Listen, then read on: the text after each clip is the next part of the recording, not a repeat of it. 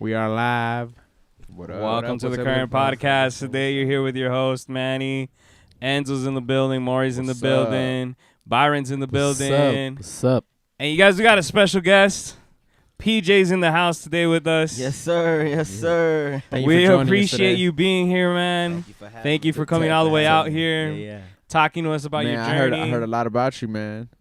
Oh, A man. lot about you. I mean, Manny's just been talking a lot. I hype you up, bro. That's He why. was like, man, we went to the same college, and we were like doing our thing, and I'm like, man, you actually knew another barber back then?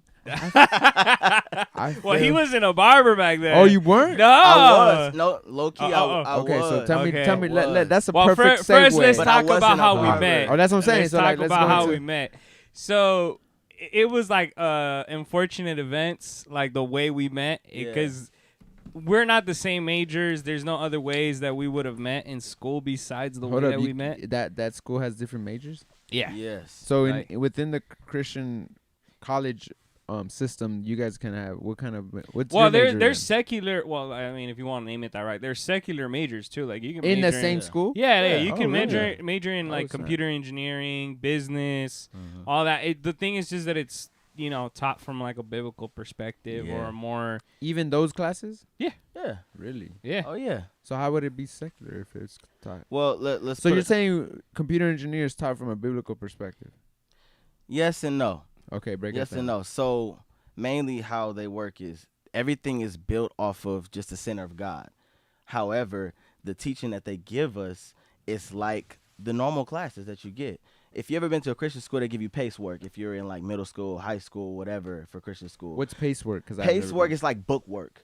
It's not like your actual books. They're like booklets. That makes sense? Gotcha. But here we get the regular schooling, the regular education as if you went to USC or Cal State Fullerton or whatever. But it's just regular work. But you have concerning the Bible and scripture. And stuff like that. yeah, but it's really not even that. They really teach about the actual real life stuff. So for me, I'm a psychology major, or I was a psychology major. So with that being the case, we learned everything about psychology. And the teacher was just focused on just praying before class, praying after. They have a different Really? yeah, they have Yeah. a different care. That's a whole different Yeah. Yeah. So think about it. energy going into learning, man. Yep. Like Yeah. Mm-hmm. to even have like, okay, today we're gonna learn algebra, and before we start, let's pray. Yeah. You know what I'm saying? Yeah. Because even in public schools, Yeah. what in the 70s they took that away, where you couldn't pray in schools anymore. Yeah. And yeah. like that's kind of insane to think that there's actually I never Well, even it's a private institution, I, Yeah. so they're able to I had practice no idea that. there was that. Yeah. You know, now Yeah. that I might even tell my son, hey man, that's the school you have to go to. Hey, to be Because I like honest, that energy, bro. It's not, Yeah. you know. Yeah, That's dope. it's a good energy to have. You know, when I went to visit, and I knew someone that went there as well. So he was a senior, so I got to hang out with him and understand what was, his look on it. But I wanted my own perspective. Because 9 times out of 10, if you've been there for so long, you have the good and the bad of a perspective. Yeah. And I want to find out what that is for myself. Gotcha. So when I went there and I went into a classroom and the teacher was like, let's pray. And I'm like, let's pray. Mm-hmm. I'm like, what kind of class is this? Right. I came from a public school. Right. No, that's what I'm saying. Junior because I college, don't- public school. I can't even fathom Yeah. praying in a like. I even feel now like sometimes I tell my barbers like, let me pray for you, and they be just give me that like, Yeah, that weird look. Like, what are you What? doing? Yeah. like, all right, bro, I'll just walk away. Never mind then.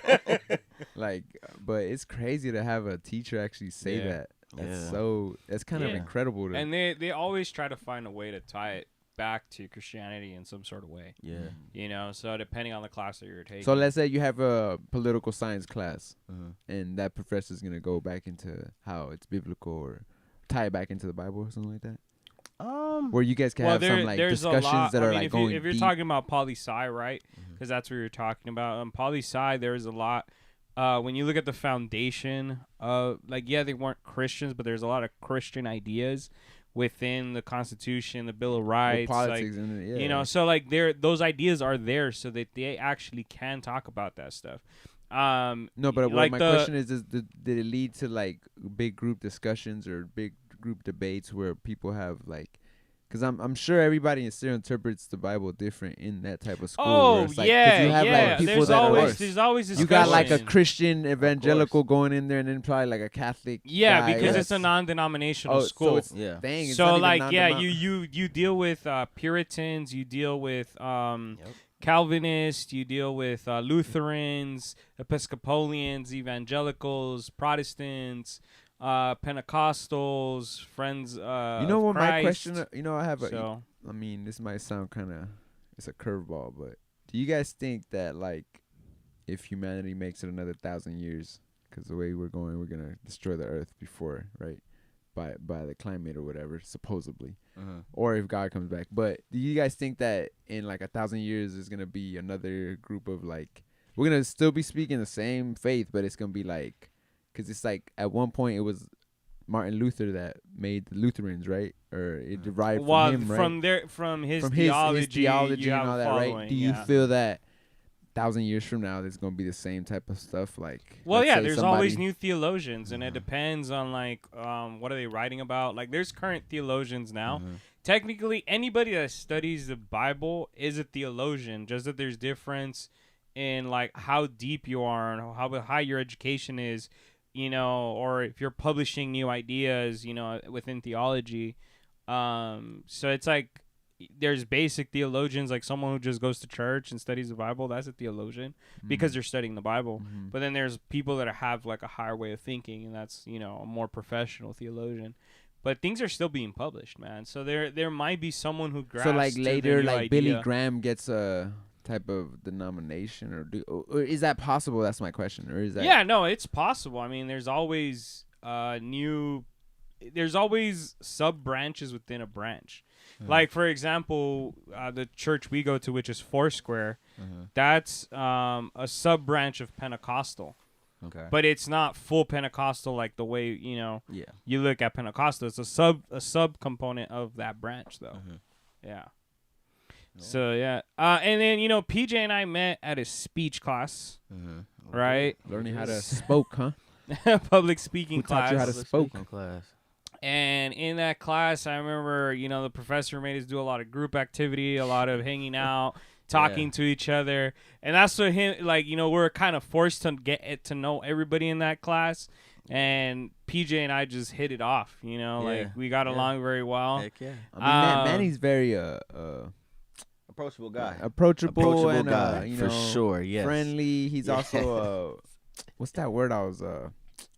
There's a word, a specific word, where it's just easygoing. Yes. You know, you get Yes. you. Perfect It's word. very hard not to get along with this guy. Agreed. You know, if you don't get along with Manny, I have my moments. I do too. No, you're right. But on first icebreaker moment type thing, like on first impressions. Oh, I had my moments. I mean, first impression. I feel like this he was guy's a just douchebag. easy going, man. No, he was definitely Nah, easy I'm just fucking going. with you, bro. I would say my our instructor was more kind of like egging it on, more of a force than letting it be natural. And He was like, I want to pair y'all up. yeah. It's like I don't want to compare. It's kind of like I have no option to meet then other than to talk to this person. right. That's how it was. But you never you didn't think like something's gonna come out of this or like Yeah. we're actually gonna get along. Yeah. You know, you just Yeah. don't know. Like you're like, we might Right. get along, we might not get along. That's how relationships are usually. You know? You know, you just gotta wing it and see what happens. Yeah.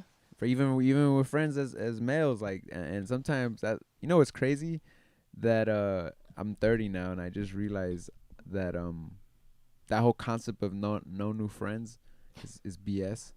Because God, I feel like, places people in our life for a reason, and sometimes that concept of no new friends and buying into that type of thinking will block your blessing because you don't know Well, who. it's the same thing like not wanting to learn a new trait. Right. Yep. You know? Or being so narrow minded. Because I recently, man, like, I've made friends even going to like the weed shop. Literally, like, hey, he said something. He commented something about my car, and then I said, yo, you need a haircut. And then ever since then, bro, we played back. We got on the same basketball team. We go work out together.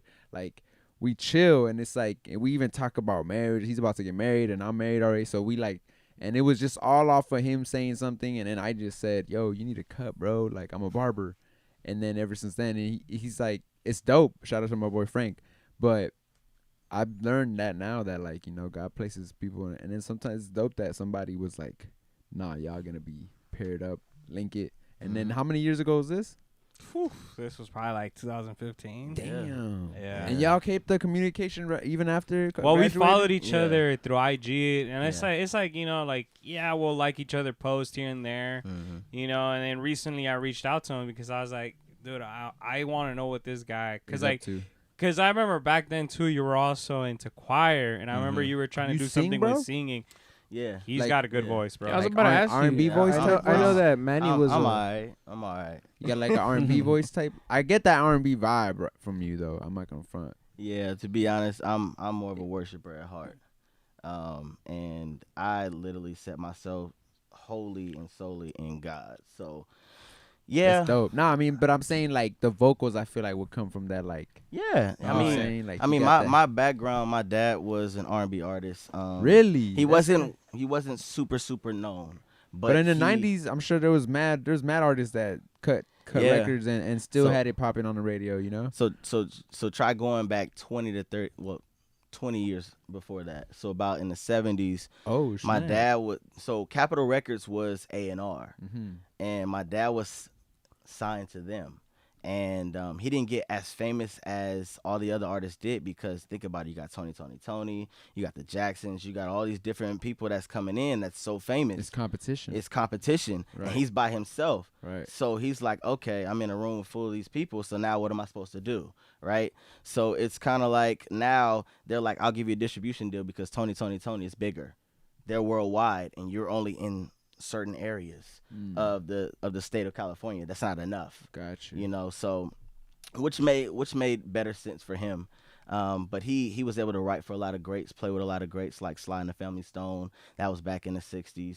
Really good, big band, wrote for a lot of them, and even the Whispers. I mean, my dad, my uncles, and my family, I grew up around So that. y'all musically inclined. Just, Musically it's in the inclined, blood, yes. It's in the veins. Yeah, dad dancing, everything, man, That's to be dope. honest. Yeah, it was a blessing just to have a family and still have my parents still to this day. They've been together since 13, 14 years old, and I get to see the fruit of that. And now I get to live it the way that God sees it for me to build my own lineage, my own family. So, yeah. That's dope, bro. That's beautiful. Yeah. Nah, that's beautiful because a lot of people don't realize that you have a legacy. Everybody has a legacy, Mm-hmm. and we come from legacy. You know what I'm saying? And some of us have a beautiful legacy, and some of us have to build our own legacy. Yeah. You know what I'm saying? So it's dope that you recognize that you got a family that got music in them, and you're like, all right, let me continue to. Yeah. Well, as the Hold that. Bible says, Yeah. a good man, a good father leaves an inheritance for his Right. family, which Mhm. is what he's trying to Music, build yeah, for you know his. that. That's Yeah. what's up. Yeah. Yeah. So you worship, and are you working on any music right now? Or? I'm not. I mean, I took a break, a long break. I had a season where I was really writing at least about 200 songs per week, Really? man. And it was to a point where I was literally writing for about, let's say, for like a whole year. So I did at least about 1,500 songs, but never got to put them out because I'm not going to pay for it because I've been blessed to have a studio in my own house. Right. So I'm in Azusa, and I'm like, okay, well, this is not gonna work out. I can't do nothing about it, and I have school. It's a lot going on, so I had to focus on what I could focus on. So Yeah, I remember back then yeah. you were in that struggle because we also Mhm. talked about it. yeah, You were debating like, I don't know if I want to go to this, into this music major. yeah. So hold And on, you guys started school in what 2011 then, and then finished in 2015. So I 16? transferred in at APU. Yeah, I transferred in. 2012 Oh, okay. from Yeah. Chabot College in Hayward, California. Gotcha. Kind of near Oakland, San Leandro, those areas. But yeah, 2012, and we met 2015. 15, yeah. So that was a year before I graduated. Yeah. Yeah. Oh snap. Because, we both graduated in 2016. Yeah. I graduated in December. You were I graduated in the fall as well. okay. Then we were yeah, together. So, we Yeah, graduated we were together. together. See, look at that. That's crazy. Yeah. How has life treated you after graduating Azusa? Life was, I put it like this. Life was definitely challenging, but worth it. And let me just dissect it a little bit. So let's put it from graduation. Okay, I'm done. My parents wanted me to go home, and I'm like, well, Go back to the Bay. go back to the Bay Area. So Mm. I'm like, well, that's not gonna work for me because I have a job. I was working at Watch Station / Fossil. So I don't know if you guys know what that brand is. Yeah, Fossil. Yeah. Yeah. Right, So right. I was working with that company, and I was like, I need a place to stay. There's no way. So You saw your future there?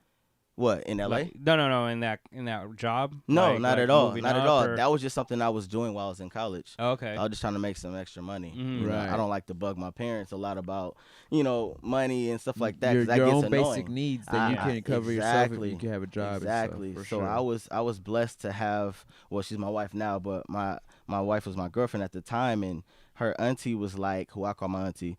She was like, well, I have somebody that wants to rent out a room for $500. I said, bet, I'll take it. Right. So I just ran with that, and I was able to do whatever I could, and it was just wonderful because the family took me in as their own. And after that, That's dope. yeah, man. And after that, I was just like, okay, what's next? And my parents were like, man, you should come home. That way you can save some money. I know you want to marry your wife and everything. So I'm like, okay, I remember cool. that too. I remember Yeah. we were talking about that. You were Yeah. saving up. You were already trying to plan your future with her. Yeah. I remember So all you were that. real Yeah. serious about it. From Oh the no, he's a jump. very serious Oh, guy. yeah. Yeah. I don't play around. Yeah, I yeah. do not play When around. he says he's gonna do something, it's gonna get done. Yeah. That's Yeah. dope. He's Nah, goal oriented guy. But Yeah. even with your wife, how long you been with her? So I've known her for practically 8.5, 9 years. Okay. We dated for 3.5 and then got married in our 4th year. And then about 2017 March, got married. But let's go back a little bit. Yeah. How the process was. I want to before see that transition. Yeah, like yeah. how did because you graduated as a psych major. Yeah. That's you what I know, was gonna and say. you were too, also the transition. you know like you were also like trying to do the music thing. Yeah. But then we Yeah. want to get like how'd you get to the barbering thing? Like what are the things Okay. you tried? You Okay. know as you were trying to figure that out. Okay, so let me just piggyback. Let's go back a little bit. So when I moved back home to the Bay Area with my parents, so I told my pastor because I was in a group called Spheeralis. It's a Bible study. Just learning the Bible a lot deeper than normal. But I was, how can I say, I had a hardened heart because there were just things that I had in myself, and I didn't allow God in at all. So I'm like, there's no way you're gonna be able to get anything out of me if I'm not giving nothing fully to God. So Facts. Yeah. it's like your hand has to be taken off because, you know what I mean? I have to give God everything first. I have to be Right. all in. So that's how I saw it. And he was like, okay, you need to go back home. You know what I mean? Go back home for however long it takes. I would prefer you to be there like at least about 2 months, 3 months and come back. But he said, if you come back different, that's just Ferralis. You graduated from that because you become 180. You know what I mean? From having a hard heart to a pure heart. And I was like, okay. So I went back home, and I focused on what are the things that are inside of me. So this was like a moment of meditation. Yes, moment of meditation. So a moment of meditation. self-reflecting. Just self-reflecting. And trying to everything. figure out Yes. like, all right, what is going on with me internally? Yeah. What are those Yeah. you Lot know of- maybe yeah. childhood Is issues that and kinda, everything? Is that kind of like I like to call it the moment where you ask yourself your like your the why whys. moment. Yeah. When you start asking yourself why what Why am I this? doing? Why Where that? am And I trying to going? figure out the It's root like of it. because I feel like when you start asking yourself why, it leads to a how or a what. Or it just always starts leading when you start meditating and asking yourself where you're headed, and because I'm very goal oriented myself, and I have always those moments where like, especially now recently, like I've even had my barbers be like, they're like, man, you're on another one, man, like, because it's like, I don't know if I don't know if it's about being a father too, where you just want to fix stuff, Yeah. or you see an issue and you just want to like, as a man, it's just almost like your job to fix something that's wrong.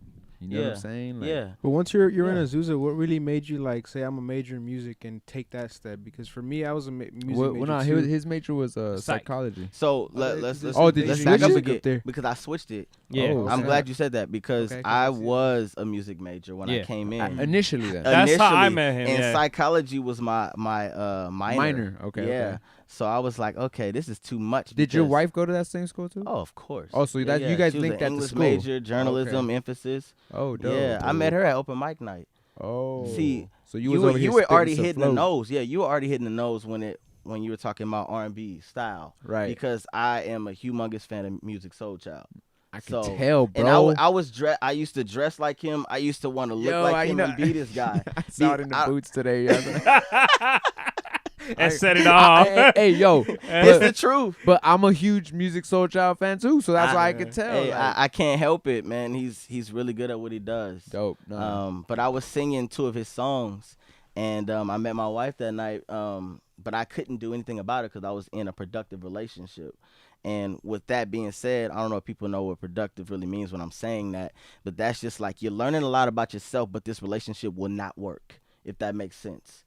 Because you can tell when something is real. You were already with somebody else. Yeah, Mhm. yeah, I was with somebody else. But it was basically you took that realization as like, okay, I'm learning about myself, but I Yeah. know this is just gonna be a dead end street, basically. Yes, exactly. But I looked at it as, okay, so I'm looking at my wife. You know how people say, oh man, when you see that person that's You for know you, she's you yeah. know she's the one. Yeah, she knows It- she's the one. I know it don't sound. I know Nah, it sounds I'm cliche. making. I really know it sounds like it's cliche, Nah, it's not even but cliche. it Nah, can be completely. I knew it was real It's because when we real. talked, I was Yeah. like, oh yeah, this dude is Yeah, like the it's gonna truth. happen. I could see it. Yeah, Yeah, it's, no. it's the truth, and I'm just like, okay. So with that being said, she's off limits because I'm more of tunnel vision. My wife always tell me, you was super tunnel vision. I seen you all the time. Like after we met that night, you didn't even know who I was, but I'm like, yo, like I'm so focused on who I'm talking to, regardless if it's good or bad. Mhm. Because still in the bad, you can find so many good things about yourself or bad things that could turn into good. Because I'm always focusing on what the Bible says about that. God can take anything bad and turn it into good. Right. Yeah. So I don't say that my previous relationship was a bad one. I would say it was a learning experience that I need to know more about myself. I needed to grow up. Every section of your life is about maturity. You don't take it as a loss. You take No, it as a lesson. no, as a Nah, lesson. It helps you it for helped the me. next one. It Yeah. helped me to be better for my wife. No, for sure. That's period. So yeah, and for my kids. And when you sang the song, you guys laid eyes on each other. and- No. What do you mean? How was that? Nah, I didn't even lay eyes on her. So you said she saw Nah. you or Yeah, she saw me. she mentioned but, she yeah. how do I say it? She mentioned it to him after. Right, that Yeah. she noticed you from that open mic. Well, let's put it like this. I saw her on stage speaking because she was doing spoken word. Oh, so she did one too. Yeah, she had on a dope fit. She had on like I can still remember to this day. She had on dope boots, nice pair of jeans, whatever it was, and it was like she had on this denim, well not denim jacket. It was like a red or blue jacket. It was red, I think. And it was just like I dig your swag. Like I dig what you was writing about, and after the whole show was over, I was like, "You an English major, huh?" And she was like, "How in the world do you know?" I'm like, "Well, I could just tell how you structure your writing, and it's like." It's I like organized. those things. It's super organized. It was well put, and it's like that was her first time, but it seemed like it was as if she's done it forever. It's funny because you're saying that because if I would have gone to college, that would have been one of my majors, English or English? minor. Yeah, because Yeah. I love to write and stuff, but Yeah. I just dropped out anyway. But carry on, my bad. No, you good. You good. But I'm just saying, like, at the end of the day, that's how we connected. That's how we met. And I was just like, I can't do nothing about that. Even though in the back of my mind, I'm like, all I felt was like, that's it. But I'm like, I have to be kind of like how Russell Wilson was to Sierra. Like, he knew that she was the one, you know what I mean? But God was calling him to do something higher where he had to control himself and say, this is something that you have to lead her in to show her something different, you know? And God was teaching me that self-control has to start now. Yeah. You know what I mean? So by that being the case, I was like, okay, cool. Well, I can't say nothing about it. I'm like, cool, whatever. Yeah, you had to learn how to steward yourself Exactly. and be a That's the leader word. yourself Steward, yeah. before you can lead someone else. Yeah. Yeah, so after that, like I said, I was in a productive relationship. So that summer, we broke that off, and then I was just like, cool, like I feel a lot freer now. I can really just think and write because I couldn't write during that time. It was just too much clouded vision and everything. Writer's block. Was the productive relationship, was she secular or is she Christian also? Or? She was Christian too as well. Okay. Yeah, but long distance is what it was. You know what I mean? And it just wasn't right. I mean, I was going to totally against. I was doing everything that God didn't you appreciate. shouldn't be doing. Exactly. So I can admit all that stuff. You know what I mean? So fast forward, summertime hits. I'm like, all right, cool. I'm working on my album. This is when I did actually R&B album with my dad. However, it didn't feel right to me. You know what I mean? Just being a person that's supposed to really just do music and God. And I wrote. So you've already said in that devotion in your heart that everything that these lungs spell out is gonna be for God. It's not gonna be nothing for. Yep. And maybe just for my wife. That's it. Yeah. Period. And it's just like one of the beautiful things was I was just writing and I was just thinking about the time that I met her and I was like, never met someone like you. I was like, okay, I'm gonna write a song about that. But it was all structured around her. And I was like, all I remember is her dope outfit. I don't remember her name. I don't remember what she looked like because at the end of the day, she changes her hair every single day. So a woman, you know how they have those Instagram posts and they're like, oh man, get your woman that can look 5 different ways. Right. Yeah. You know what I mean? Yeah. Different looks. So I'm just like, I don't remember you. So when we got back to school and we met at the same place, look. barbecue pit, everything different day. We had the same friends and she was like, do you remember me? And I was like, nah. I don't remember you. So she like kind of scarred, like, you don't remember me? Like, what the heck? We had a conversation. You was at the barbecue pit, did a little project, offered me a chip, and I took it. Like, I don't understand. You don't remember me? So then a mutual friend was like, yo, this is who she was. This is what she wore. I was like, oh. He's like, I wrote sorry. a song about you. Right. I'm like, I'm sorry. I'm sorry. What kind of hairstyle did you have that day? And she was like, well, I had my hair like a flat iron. I was like, oh, that was you. After That's seeing that crazy. picture, like, you her. Okay, cool. Nah, they do change when they. If it goes from curly Yeah. to Natural hair Oh, man, to shit. straight. Right. His wife is biracial. Oh, So nice. Yeah. Beautiful. Yeah. So yeah, she has a Beautiful. lot of looks too. I'll be like, Like, wait a minute. what? Who is this woman? I ain't Is even that my know. wife that I Right. had on my hair? I don't remember. I ain't wake up to remember that one. Definitely a different Yeah. person now. Yeah. Us guys, we only got one look. Yeah. And we try to make it work.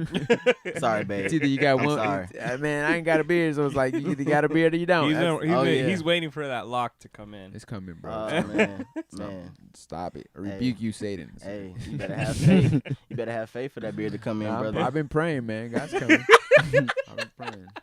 Yeah, open up the pores. Right. Let the hair grow out. Give me some beard little oil. holy water. Let me get a beard kit. Little holy water. Oh man. But that's dope, dude. How you met her. But going back to your meditation thing and talking about the whys, because we went a little tangent. Yeah. But going on that moment where you listen to your pastor, you go back to the Bay. Yeah. Figure out the whys, Mm-hmm. and meditate and just take this time. 2 to 3 months. What happens there? It actually turned in. So what's so funny is 2 to 3 months in, there was my wife and I's 2 people in our church was getting married. So I went back out just to visit, and I ran into my pastor, and he said, look, why are you not here? And I'm like, oh, snap, you're right. I was supposed to be here 2 to 3 months. He was like, yeah. He was like, I'd rather you stay here or come back here broke, right? And, homeless or whatever and full of God and growing like never before than going home and not growing at all and just growing in flesh. Mm-hmm. You know what I mean? And I was like, wow. So I didn't take it as great because I was just like, oh, that's kind of deep. That's kind of deep. Wait a minute. I don't know about the homeless part. I'm like, I don't know about that. So then I went home and I was like, okay, What am I supposed to do? So then that's when I started to dissect what are the things that I struggle with? What are the things that I need to work on You had a lot to of grow? self-awareness. I had a lot of self-awareness, but it How old was were like a you at this? mirror. How old were you? How old was I? When you were going through that. So it was, let's see, we got married in 2017. So about 2016. So I'm thinking I'm about 20, like early or mid 20s. I can't remember exactly how old I was, to be honest.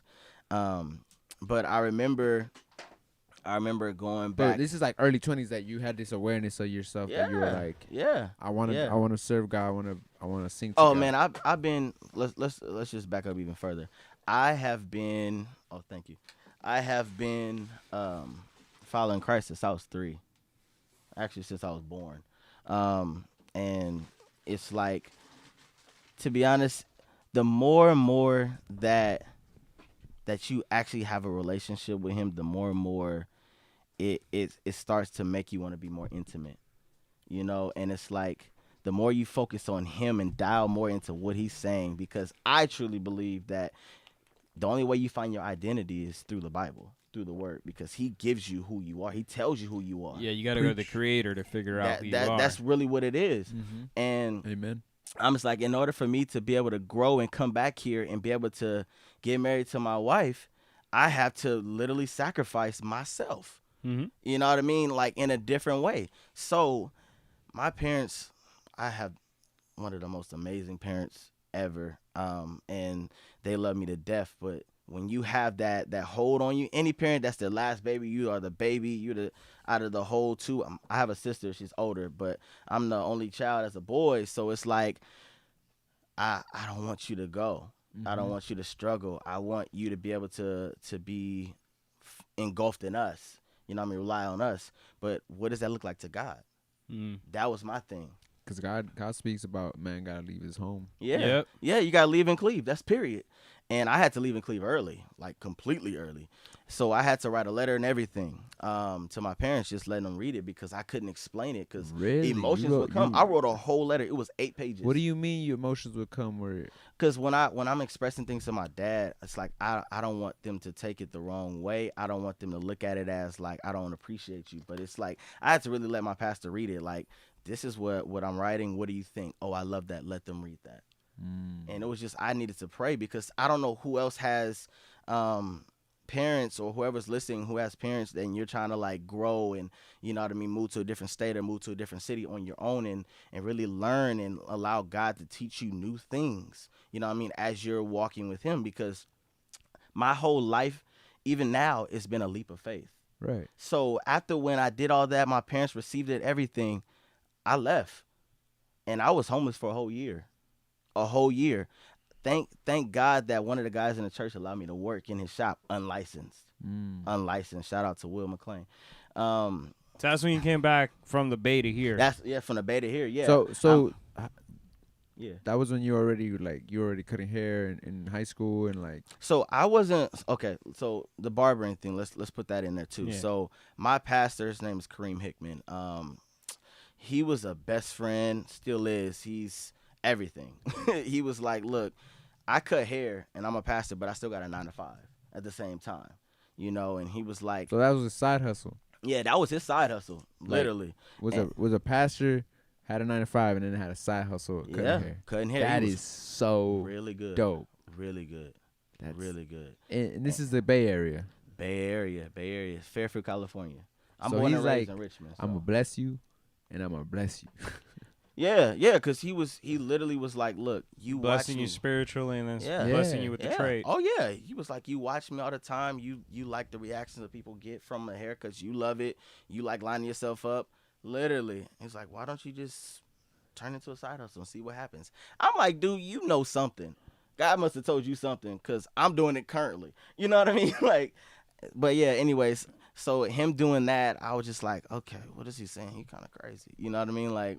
Me barbering, I want to just travel in the world and just sing, minister. That's what I wanted to do, you know. So, and me and my sister was doing that for years. I'm talking about Showtime at the Apollo. I'm talking about opening up for Rihanna in New York at Arthur Ashe Stadium, tennis. and just opening up for her and singing, you know, different Disney songs in our album and meeting all these people. We got to really live the life of a lot of my friends, what they get to live now. I got to see all that at an early age when there was no social media. And it was cool. But the thing was, when we were singing our gospel music, what took everything away was the fact that we didn't have no relationship with God for ourselves. It was just through my parents and what they wrote. So it was like, okay. And my sister was like, So it's like a vague type of feeling. It's kind of like it's real, but it's vague Yeah. because you really don't know who he is. Right, Yeah, and that's yeah. how it is even for me because I was raised in a Christian home, but it's not until I hit rock bottom that I had to really seek the Yes, his yes, presence and yes. seek him. Yes. And like I'm not perfect, you know, I'm still dealing with stuff where I feel like God is working in me. It's a process. Yeah. And I'm like right now I'm reading that book Crazy Faith, and one Okay. thing that stuck to me big is that Pastor Michael Todd wrote it's not about perfection, it's about progression. And that's something that's really sticking to me. I'm like, I know I be having slip ups but it's like, nah.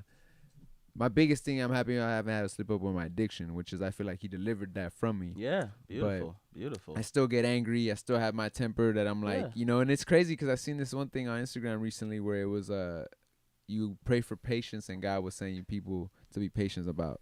You pray for courage and God will put you in a situation that will ask you to be courage, to be, you know, courageous. And it's crazy how sometimes I never thought about it like that. I never really thought about. And then I just watched another sermon where it was like Biden. Actually, me and Biden watched it, right, Biden? Yeah, like on Monday. Right, about how your mentor is your torment sometimes. so one thing that he's not telling you, and he should tell you because that's a great testimony about him. What? Oh, what am I Is that you got off pills, man? Oh no, for sure. I wasn't gonna go into that, but I didn't want to dig in And- from his story about barbering and stuff. Yeah, no, but one of the things that he's been doing, you know, like he's already been sober, 8 months already? Yeah, I think it's going almost on 10. Let me check. Because I haven't Yeah. checked. I haven't checked. He has his whole calendar, but that's the thing we've been grateful, you know, That's a with God blessing. and with him. That's a blessing. And Nah, one of for the real. things he's been starting to do at his shop is when he's cutting hair, he's been putting preachings like, you know, I'll just play Pastor some, Todd, TD Jakes, whatever, That's you know. beautiful. Yeah. Yeah. And it's like he's been seeing how that's helping him, Yeah. but also God's ministering to helping other the people that you he's know? cutting up. Yeah. It's just bouncing Yeah. off. Right. Bouncing off. It's yeah. all good energy in it. I feel Yeah. like some people are very receptive to it and they don't even Yeah. know like, oh man, I need this. I needed it. Mhm. Thank you. You know, and then I'll be having some deep conversations. And it's usually in the morning. So like my morning appointments, Yeah. I tell them you guys are getting my hour of power because I usually have that playing in the car on the way to the shop. Yeah. And then by the time I'm getting into the shop, I just keep playing whatever's on YouTube, and then I'm like, well, this is still my hour of power.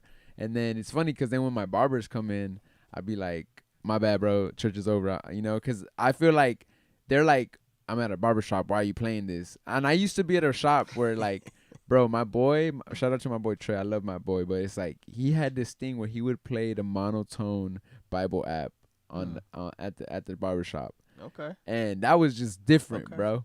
You feel me? Yeah. Like That's monotone definitely different. is Yeah. different. So yeah, it is. I would always tell him like, bro, why don't you put a sermon or a preaching? Like that'll be more, people would be more receptive to it Yeah. because it almost felt like you would walk into the shop and it'd feel like so holy. It'd be like all you needed was a cause like, bro, you don't remember Money Show? Like when Nah, I remember that. yeah, Oh, like it was man. just so but it was the I monotone. never saw that in Trey's It was- shop. I wouldn't doubt it. I wouldn't doubt It was the monotone, but he doesn't do it now. But it was like right when he had And I'm pretty sure he had like the King James version. So Yes, it was like- thou Oh, shalt not. man. yes, yeah, but it Thou and receive you know thy what? neighbor in It's thy like house. Sound like at Romeo and Juliet. at that huh? exactly at that time I was like living in sin and living in Thou shalt iniquity and sleep stuff. with So each it's other's like neighbor. it's a trip now that 5 years into owning my shop, I went through my own deliverance. You know, Yeah. God delivered me, and then now I'm Yeah, playing beautiful. sermons and stuff, and I'm like, bro, I used to look at this dude like he was, and it was crazy to me, bro, because like Yeah. back then we used to have debates about like at the barbershop, you had barbershop debates, right? Of course, yeah. So we would like to get into taboo debates.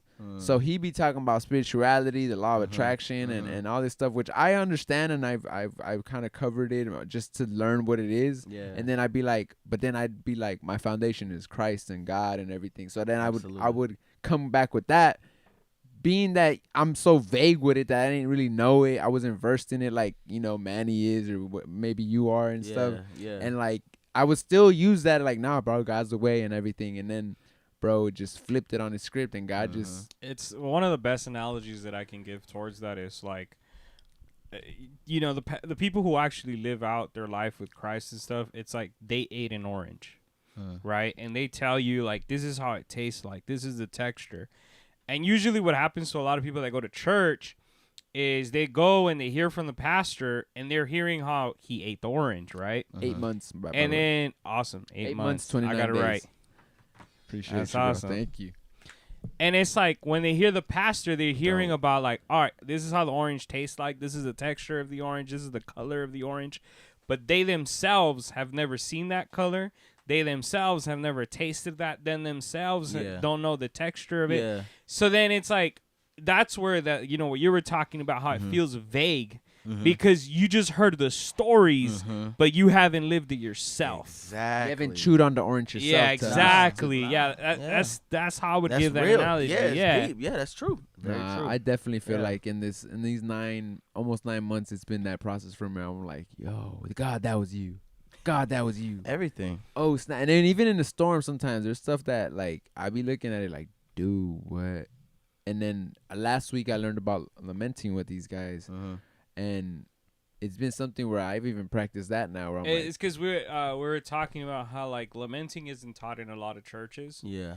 You know, and sometimes people feel afraid to let out their true feelings before God. Okay. Or even sometimes even curse, because like sometimes that's a form of expression, you know. And when you look at the Psalms, you know, you can see their anger and frustration, you know, as the vocabulary that they choose, Yeah. you know. Yeah. And it's just they're venting. It's like, and I was telling them, you know, like when God looks at that, he looks at it like from a father perspective, where it's like if you see your kid throwing a tantrum, you understand it's a tantrum. You understand that it doesn't deserve punishment. It's just a tantrum.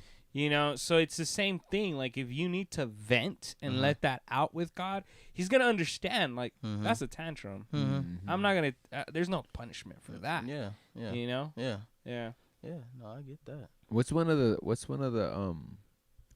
so now, I mean, Well, you went through your lamenting and you're figuring out. So was it in the process let's- of barbering and all that you were like figuring it out and going through, you're like, dang, what am I gonna do? Or is it, No. or is that kind of like that, or do you still barber? Are you still So full-time barbering? So or- let me I'll answer that first. I am full-time barber. Dope, You know, and my wife is doing harder work than I am, taking care of these kids for sure. while I'm gone. Our beautiful kids. So that's a lot more work than what I'm doing. I don't really see it as work, Wait, I don't either, bro. to be honest. And it's like I love what I do. what I exactly because I was gonna say that. And what I look at it is, I always tell every person that I cut, I'm like, one of the questions I've always had was that my clients will ask, that's brand new, is this always what you wanted to do? And I say, heck no. I didn't want to cut hair. I want to travel the world, do this and do that. I wanted to do what God wanted me to do. Right. But how can I say that if God has put me in a position where it's more of an I need you? Because if I do music, it's like it's so easy to just be like, I don't need you, because I have the fame, I have the fortune, I have everything. Right. And it's like God was like, that's not it. That's not it at all. Humble you. And I was like, God, one night I was like, God, I really want to know what else is there to me, because I don't want to be identified as you sing. That's all you do. That's all it is. I'd rather be like how it was in the Bible, where they were talking about having God given multiple like talents skills. and money. You know what I mean? I want to be the person that actually have multiple things. What Yeah. else is there What did to you me? produce Let with me what was multiply given? whatever I get.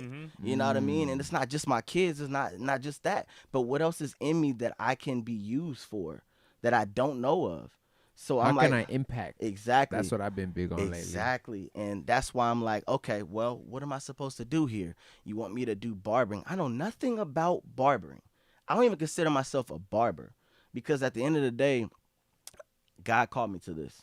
So I look at it as ministry, because it's 9 times out of 10, people are like, man, I can't go to counseling. I don't like it. How many people that you know that's a male is going to tell you, I'm not doing no Yeah, counseling? nobody wants to talk Heck to no. anybody. But guess what? What are barbers? We have the microphone. Mhm. 9 times out of 10, nobody wants to speak up because they feel like they ain't got no voice. Right. Mhm. Especially when you get in a chair. When they sit in that chair, they're like, Get "Oh all man, I feel so timid. open to even say something because they can feel your presence, they can feel your vibe, and they're like, They man, I can love feel, this." I feel like some people can feel how open and vulnerable. That's as Yeah. barbers That's can be. one of Yeah. the first things he's doing. Vulnerability is How's key. your day? How you doing? This Yeah. dude. I mean, yeah, I love to talk, like, and that's what Yeah. people trip out because I'm the type of dude that I'll cut your hair, but I'll be talking at the same time. And there's a lot of people a lot of barbers that will start talking and then forget to cut your hair because they're Yeah. just caught up in the Yeah. conversation. So it's Yeah. like they love that I could do both, but Yeah. I just like because I love what I do. Yeah. But it's incredible it's been therapeutic for me too. Mhm. That Mhm. I go in there and sometimes there's older clients that will Yeah. put you on game Yeah. and they'll lay down some stuff that you're like, I never thought about it like Yeah, that. of Like, yo, course. like, and I feel like the barbershop, that's why I like having the taboo conversations because we're bridging gaps sometimes. Yep. And that Keyword. Yeah. a lot of people they rather not touch the subject. Yeah. But in the barbershop amongst men, we can understand each other instead of putting so much emotion behind it. Yeah. Even Oh, though there will be absolutely. emotions, because I've said some stuff in the shop that I never thought I would say that it came out of vulnerability, but I know it helps somebody else because then the next time that same clients Absolutely. came in, it's like we were talking about some other deep level stuff that they were And then like, what ends up happening too Absolutely. is that maybe the client that's sitting there waiting hears what you guys are talking Right. about, Absolutely. and It's now all they impact. want to open up. They want to Absolutely. chime into that Absolutely. conversation. You know, Absolutely. nah, it's a beautiful thing. I Yeah. feel like I also feel that because I feel like when I started barbering, my dad told me that years ago that it's a form of ministry where you can reach people, a lot of people through God just by cutting their hair. Because Yeah. where are they gonna go when you're cutting their hair? Yeah. You can't go that's nowhere. the moment they got to sit down and be still. And sit still. Yeah, So it's like that's why a lot of times, man, like it is an awkward silence, and I've noticed it sometimes when I feel that the enemy doesn't want me to play this stuff. But then I also see how the enemy pays respect because he won't say nothing. It's just the energy feels like, but then it's like they don't want to switch it. So I just keep it rocking, bro. I'm like, I even tell them, man, I'm like, if it was up to me, I'd be playing this all day. I'd be playing, just sermon after sermon, or just because I feel like there's a lot of good word right now going out. I feel like, I don't know if, correct me if I'm wrong, but I just feel like a revival might be coming. Or if it might be already in it, to be honest with you. Maybe. Just because the times that we're in, it's yeah, like crazy I times mean- we're living in right now. I mean, at the end of the day, that's what's gonna work for you. That's what's gonna work for you. What the things that I like to do when I'm talking to any of my clients, I focus on who are you? That's my first question. Who are you? Not what you do. I don't care about the sports. Right. My thing is this. If you don't grow here and here when you sit in this chair, I didn't do my job. I'm Facts. sorry. I'm the same That's way, just bro. how I Yeah. feel. So it's like we could talk about sports later. You know what I mean? But my focus is who are you? Where you at with it? Yeah. Yeah. And it's like my thing is I don't even press God on people. I really don't. Because I just like to really just be used. That's a trip. I read a review. One of my reviews, somebody left me a review where they said something. If you don't leave the shop learning something from Enzo's shop, he said something like that I was Yeah. like, man, that's because I've been telling these guys that I've been really big on wanting to be impactful. Yeah. I don't want to influence nobody because there's all these influencers, right? Yeah. There's like mad barber Yeah. influencers out there that I'm like, nah, bro, I want to impact. How am Right. I going to impact people? Right. How are we Right. going to reach people and change lives? Because somebody, I mean, I look up to mad people, you know what I'm saying? That without them Yeah. even knowing. So it's like, I'm sure there's people out there looking up to us that we don't even know that. As barbers too, we're like a staple in the community to where people are already going to look up to us. We're fashionable. We're we're therapists. We're counselors. We're fashion gurus. Absolutely. You know what I'm saying? Absolutely. We're what else? We're sports analysts sometimes.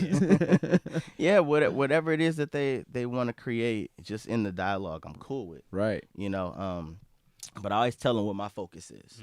My focus is that, and it's like it's so So amazing. then how do you continue with that conversation after you're like, who are you? Well, I mean, at the end of the day, they bring up. It's like they go from. It's like a ripple effect. They go Because from their saying one identity thing- is yeah. usually in what they do. Yeah. not who they are. No, I want to know who you are. Yeah, exactly. Yeah, But usually yeah. the identity is tied up in yeah. what they do. Yeah, I mean, It's like, one of the things I can say, analyze about you is like you could probably maybe felt disappointed. I did a psych major. Why am I not in psychology? Why am I not doing this? And that happens to a lot of people. They major in something, and because maybe they don't work in that or do that, they feel like that had to be their identity. yeah. And they don't understand that your identity doesn't need to be tied to that piece of paper. No. You can be so much more than that. Yes. Yes. But you got to figure out who you are, because that Yep. piece of paper isn't who you are. Yeah. Yeah. Yeah. Very true. Very true. And just to piggyback off of that, it's like a lot of I have recently, shout out to APU basketball team, but I have been cutting a lot of the basketball players. And I said, it's kind of like how Lecrae puts it, after the music stops, what's next? So I'm like, after the ball stops, what's next? Because at the end of the day, if you don't have a plan B, what else is there? Like, there has to be more to you than just the ball, because it's a lot of miles on your feet. You know what I mean? Do you really see yourself hooping for all your life? If so, cool. But if there's something else in your heart that says, I'm curious, what else is there? What are you exploring? What are you exploring? Yeah. It's like, And that's figure the that other out. thing where sometimes we're afraid to try things. Oh, yeah. And that's when you discover even more of yourself. Yep. Is when you try things. Yeah. But sometimes the fear of trying things is what keeps you away from discovering who you are. Exactly. That's crucial. Very, bro. very true. Very true. And it's like, with that, it's like, stop holding yourself back. It's like, just go. Take Because the risk, take the leap of faith. take the leap of faith. I had to do it. Dude, I never thought in my life I would be literally homeless for a whole year. I went house to house. I had a really good friend named Genesis, and he really helped me out. He was like, bro, you can come here, live for free if you need to. You can just sleep on a couch or whatever you need. I'm like, bet. So when I told my parents I'm leaving, that's exactly where I went, regardless of anything, And there was nights where I was just like, wow, like, it's a blessing. You know what I mean? Bro, that's a blessing, it's like, bro. what else can I do? Right.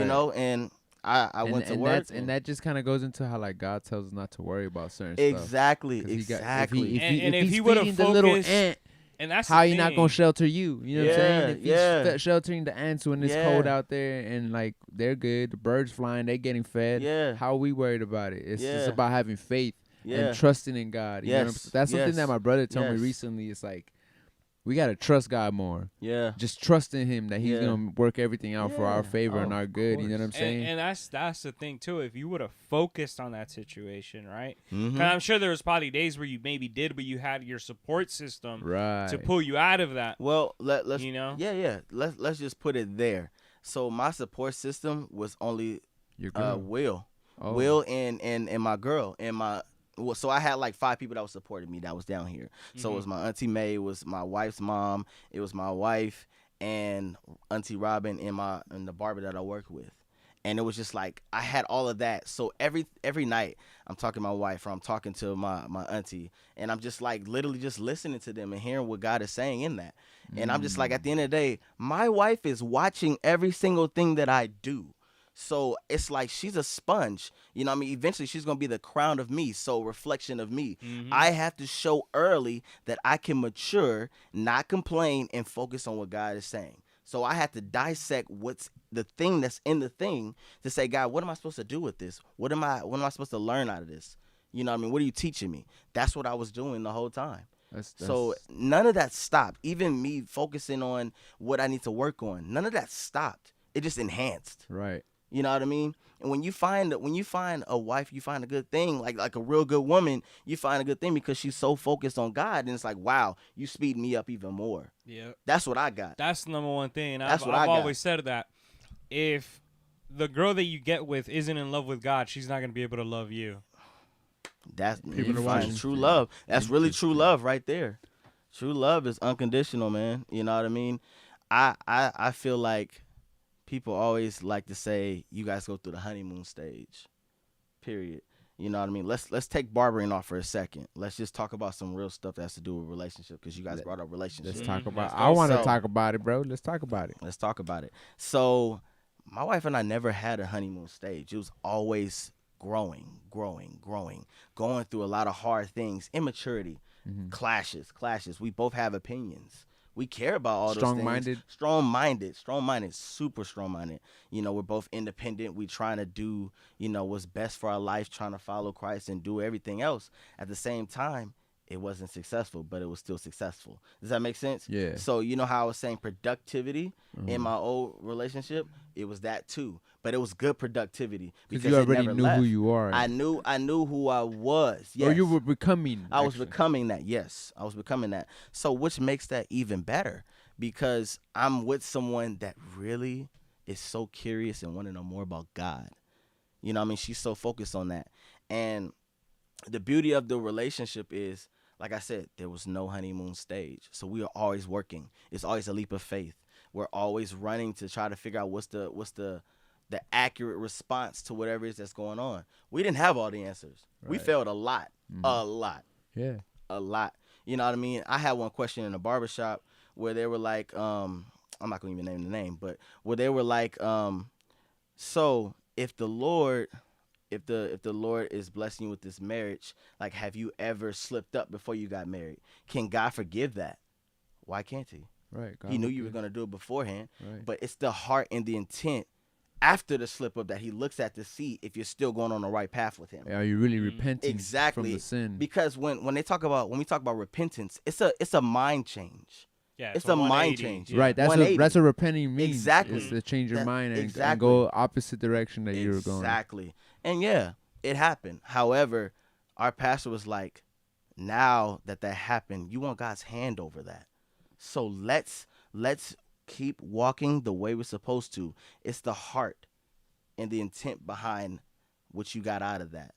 That's not what we're supposed to do. Okay, let's focus on being accurate. Let's focus on doing what we got to do so God can bless that. Right. Bless our marriage. To rebuild Therefore, and stuff. rebuilding everything. Therefore, we had almost a month left. We just focused on that. Yeah, it was hard, but we focused on that. You know what I mean? And it was a blessing because at our wedding, God said, don't worry about finances. Don't worry. When I hear don't worry, I run with don't worry because he said it so many times in the Bible. Don't worry. Mm-hmm. I know for a fact, day one, he said, don't worry about finances. Dude, I am a barber. I have no clients. I had 5 clients, bro. Right. Every time I cut their hair, it was always that. But it was like God always showed up. He always showed up. There was a check. Oh, I'm sorry, I'm late on your gift for your wedding. Here's some money. Oh, thank you. I'm sorry I'm late. No, you're on time, actually. Right. Thank you. Right. You know what I mean? We God's needed time that. is perfect. Exactly.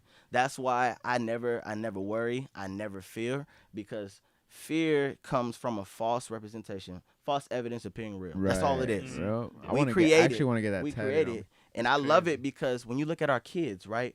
Our kids, when they Blind run up the faith. stairs, they don't see the dark as something scary. Nope. They don't see no boogeymen, don't see nothing like that. Why? Because once you introduce them to that, that creates a fear in them. Right. Right? But And if you don't do that. that's another thing that I learned at APU, where like they Mhm. talked about the Jewish people, Mhm. and they talk about how like they don't teach their kids that. Mm. Like God even told them to not even teach, about the demons and all that. Mhm. That's Mhm. why you rarely in the Old Testament have like so many things about demons. You find that more in the New Testament than in the Old. Yeah. But the whole idea behind it is when you don't introduce that to your life, What you Fear don't know is won't kill you. lessened. What you don't the know won't fear hurt is you. lessened. Yeah. Yeah. Yeah. It's kind of that same concept. Yeah. What you don't know won't hurt you. Yeah. Like you gotta.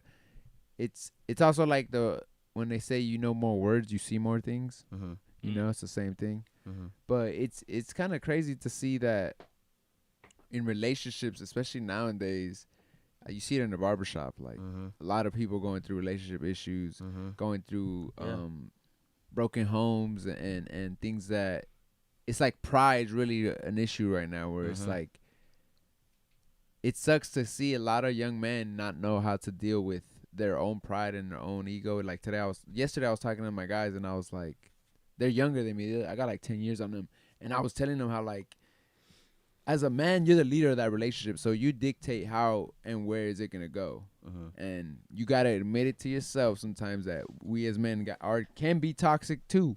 And we can project certain things to our counterpart, to our ladies Yeah. that will show up to us in another way later down the line. And it's Yeah. just because we projected some energy towards them that now they're only reflecting. Like you It's a said, they're only response. they're only a reflection of us. Yeah. So like I've learned now that it's like it's very crucial to learn to dominate yourself, self-control, and like if you got to walk away, if you got to do what you got to do, but it's like even watching your tongue, you know, because Yeah. I learned from this guy right here Yeah. that women are like a vase, and if you damage that vase, Fragile vase. Man. you know what I'm saying? Like, That's Hey. what Scripture says. Hey. You got to I have give a accounts daughter to now. God of how you Yeah. took care of her. Yeah. right? Nah, Yeah. like I have a daughter now too, so it scares me, man. Like Yeah. Yeah. these Woo. little the day and Man. age that we growing up in, and like these kids growing up in technology and Yeah. stuff, like Yeah. Yeah. it's intimidating. Yeah. It's very intimidating because it's like, okay, what am I gonna? How am I gonna react when I gotta cross that bridge? That's Mhm. that's what I tell myself when it's like prom date. Okay.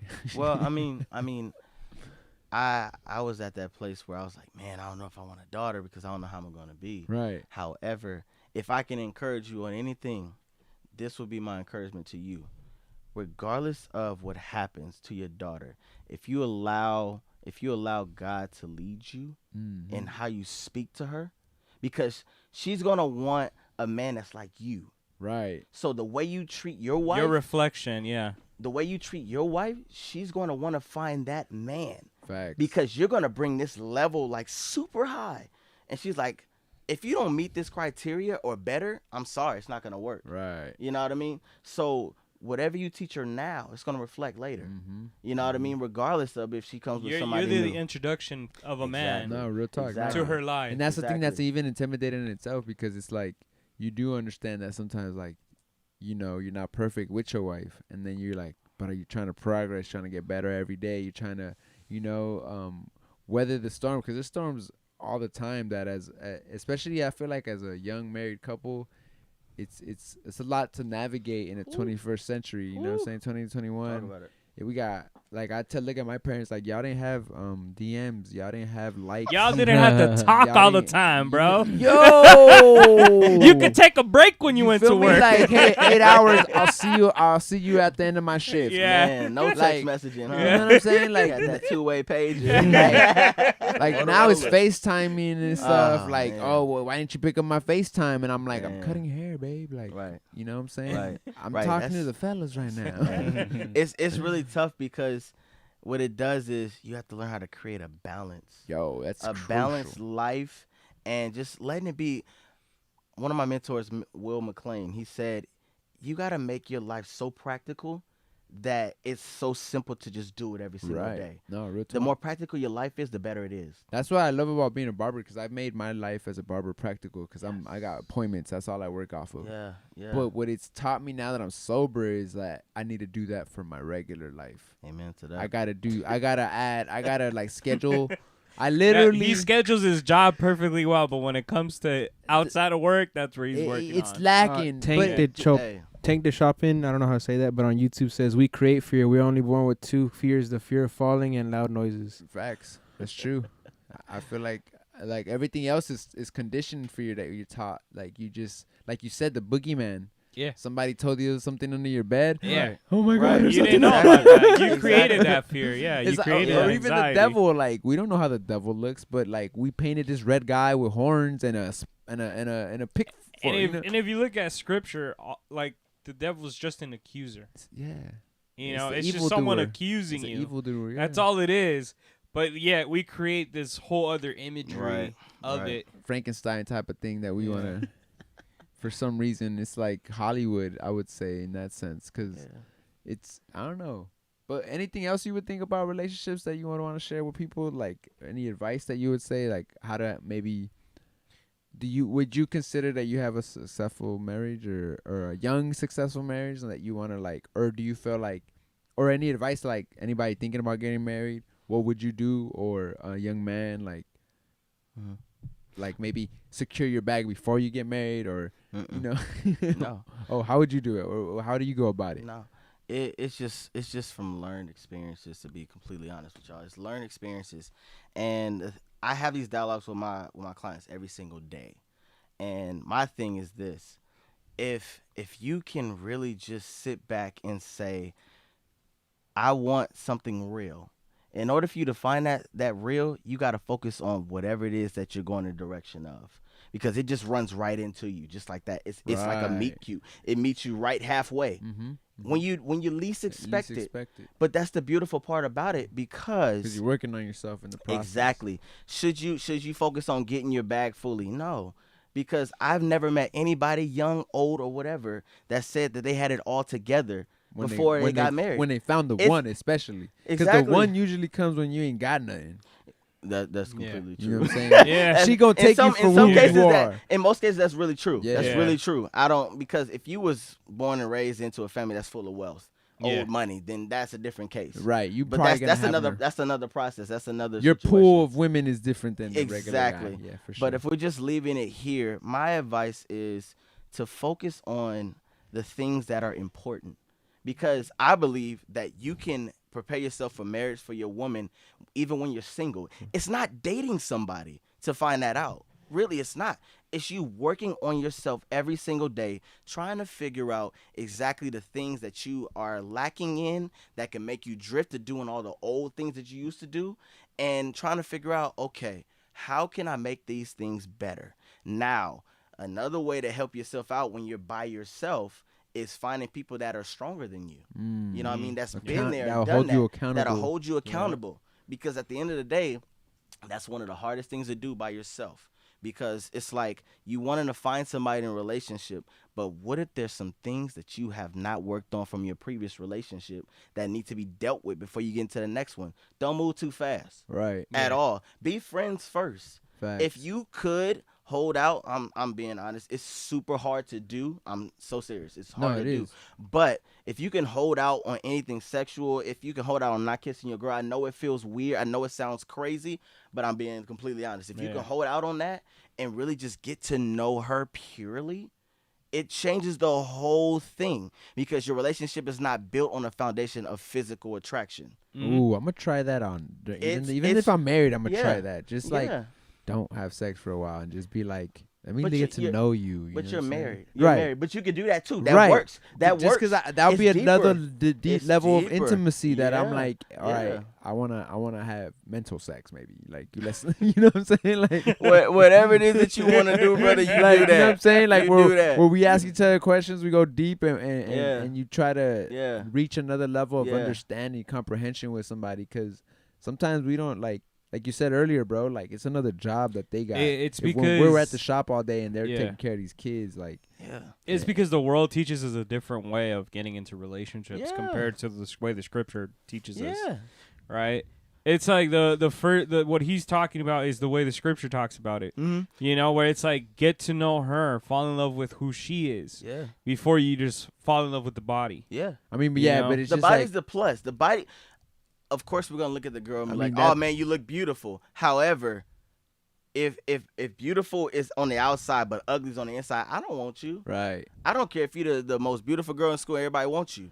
I'd rather do what the game said. He said, "Look, check this out.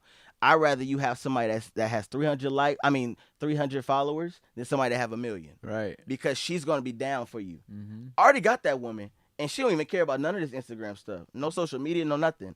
I feel like I won. You know what I mean? I feel like I really won. She's not worried about likes. And No, stuff. she's not worried about none of that. She don't even care about none of that stuff. All she cares about is me growing in God, me being a good father, and her own connection. and with her God. own connection, and my connection with God, but also us dialoguing together and growing together. And that's a special thing. Yeah. A woman that pushes you towards God. Oh my gosh, she pushes me every single day. It's crazy. Yeah. It's crazy. There's always something new to learn. Always something new to learn. Right. You know what I mean? And it's a beautiful thing when you have someone that's like, it's like a wonderful melody. It's so much harmony in that. You know what I mean? When you find someone that's totally opposite of you and you're like, yo, we actually work. So that's a beautiful thing, and that kind of leads me on to the fruit of that Mhm. marriage, that Mhm. the fruit of that love. How's Mhm. fatherhood changed your life, and how's fatherhood, kind of it hasn't motivated? Because to me, it's been a huge force of motivation, of Uh-huh. like even inspiration. Your wife's to name is Chelsea, by the way, right? Yes. Oh, she's in the comments, man. She says she loves you, bro. Love you too, baby. Yeah, because it's like my kids, man. Like, I don't know how I wake up early now, cause it's just like I just do it now. Yeah. I'm so eager to take on the day, and I know Mhm. that I have them now that I gotta like feed and take care of. So it's like Yeah. they're so motivating to me. But how has Yeah. that changed your life, or how has that impacted you even as a man, seeing these little kids grow day by day, month by month, year by year? Boy, it has changed me so much. It literally matured me more. Right. And it made me understand that they're my reflection. Everything I did as a kid, they're doing. Right. It's my job to say no to that, but here's why it's no. You know what I mean? And then I'm like, oh snap! Like, wait, you're right. That is why. You know what I mean? Because you see the things like our kids are sponges, Yeah. so they're gonna They are. always repeat what you say right Yeah. then and there if they can speak. And what you do. Yeah. Yeah. And what you And do. you're the one that's teaching them like, Yeah. all right, this is what it means to be a boy. Yeah. At that moment, Yeah. eventually you're gonna Yeah. have to teach them. Yeah. This is what it means to be a man. Yeah. You know, but at this moment, it's like enjoy your childhood. This is what it means to be a boy, Mhm. and understanding like, okay, this is okay, this is not okay. Mhm. Yeah. Yeah. Yeah. I always tell my son Justice. I'll be like, watch me. Oh, your son's name is Justice? My son's name is Justice. It's spelled like just us. Justice. I like that. Yeah. I had a homie on my basketball team when I was a freshman. He was a senior. His name was Justice too. Nice. Dope. Nice. That's why that name is. I was like Justice, and Yeah. and it's crazy that you said it. He spelled it exactly the same way. Yeah, man. You know, my son's name is Justice Jackson. I have a 7-month-old, and he's Jelani You got two Curry. boys in? Yeah, yeah. Yeah, I got 2 boys. My 7-month his name is Jelani You gonna Curry. go for that girl? No, I'm good. You done? I'm done. You closing the factory? I'm done. What? I'm- Chelsea? I'm done. She Nope. agreeing? Yep, she agreeing. She agreeing. Bro, I always tell everybody, man, my checking only cash 2 kids. That's it. That's no, for it's people. funny. I was- Hey, he's being financially Hey, responsible. you gotta count the cost, brother. That's Bro, the you cost. know what's funny? You Count the say that cost. because I'm I sorry. was just talking to one of my clients. He got 7 years. I mean, I'm 30. He's 37. He just had his first one. Yeah. So his baby's I think 1, and then his wife is a only child also, right? Yeah. So I'm tripping because what's that echo though? Right. He's just checking the feed. Okay. It's all good. Don't Yeah, I'm like, yeah, worry bro. about Hey, it. you Turn good, it out, you bro. I'm good. like, what's going on here? Man, he over Hey, I'm distracting tripping man. out, He in the though. moment, man. He in the I'm moment. Come comparing on, man. YouTube and Twitch, and Twitch looks immaculate compared to YouTube. Hey, I'm it's tripping all out on good. that, but- As long as the message is getting through, we It good. is. But- That's but all yeah, that matters. It's like a trip because he was telling Hey, me Chelsea he's said like, she's still open to it. Yo! That's Yes, what's ma. up. Woo! Hey, yo! Woo! I want three Uh-uh. gang. Mm-mm. I honestly, I'm telling my I knew wife. she was gonna do that. I knew that was coming out. I'm telling my wife. She wants a daughter. That's why. Ain't the Chelsea. kids gotta get in the bed soon? Woman. Nah, but it's like I've been telling my wife I want 4 kids because I got 2. But then I talked to my client about it. My client was like, "Man, my wife is the only child, and she told me her parents gave her the best advice that 1 is the best because you get all devoted energy to 1 child, right?" And then he's like, "You got the pair. You're perfect. 1 boy, 1 girl." And then I was like, "Man, but I just want 1 more boy." And then he's like, and then I was like, "Nah, I honestly want 2 more." And then he was like, "Bro, that's a lot of money." He's like, and then he just said that's financially irresponsible. Yeah, I agree with I'm him. being He's being completely financially honest. I just the way I look at it, bro. Hey, The way I those are look at, expensive, bro. I just break it down in haircuts. Hey, no. I'll put it like this. How about I'll respond it this way?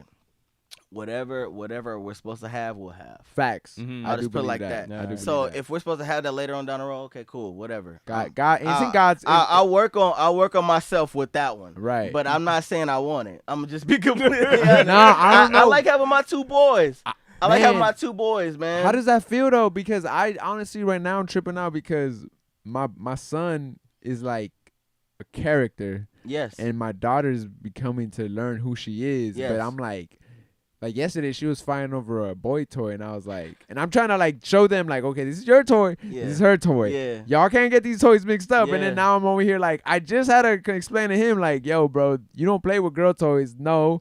And now I gotta explain to her like, Yeah. you don't play with boy toys. Right. But it's like in a day and age where it's like Yeah. I'll even be like somebody's probably listening to me like, what are you doing with your kids? Like why? Are you? And I'm like, bro, mind your business. But Toys are toys at that age, bro. I'm just I don't know, bro. It's just like I'm a '90s kid. Like you know, you play with your GI Joe. She plays with her Barbies. Like you know, but it's a trip because They're so young, bro. Toys are toys. That's what Lisa Make it says. more. They are, That's bro. what It's Lisa like says. But I it's just like feel- if they see a color, they don't know that's a girl color, bro. Like they're kids, bro. They don't know these things yet. We condition them to then be like, but you're I just, only supposed to play with that. I and that's just it. feel like, bro, we're in a day and age where these kids they turn on YouTube and you don't know what they watching. Like Well. these. That's why I want to control the environment and I want to like tell them like hey, this is what this you is. can only and do this that for is- so long, brother. So right. And Yeah. while they're under my yeah, leadership, I'm gonna do what I do, yeah. bro. It's called guard your home. You feel me? Definitely. I Guard got your to, home. bro. Look, There are so many ways to block everything that can scar your kid. facts. There's I a was way. scarred as I a get child, It. so it's I like get it. There's a time and a place where they can eventually learn those things. Yeah, But I- especially when they go to a public school and everything. Exactly. Right. Exactly. and You that's know, a scary thing too because like me and my wife been talking about that. She quit her job. It's gonna be going on 4 months, so she's been a stay-at-home mom for 4 months. And I've been tackling it. God's been blessing us and Beautiful. covering us to make it through. But it's Yeah. like I've been telling her like what about homeschooling?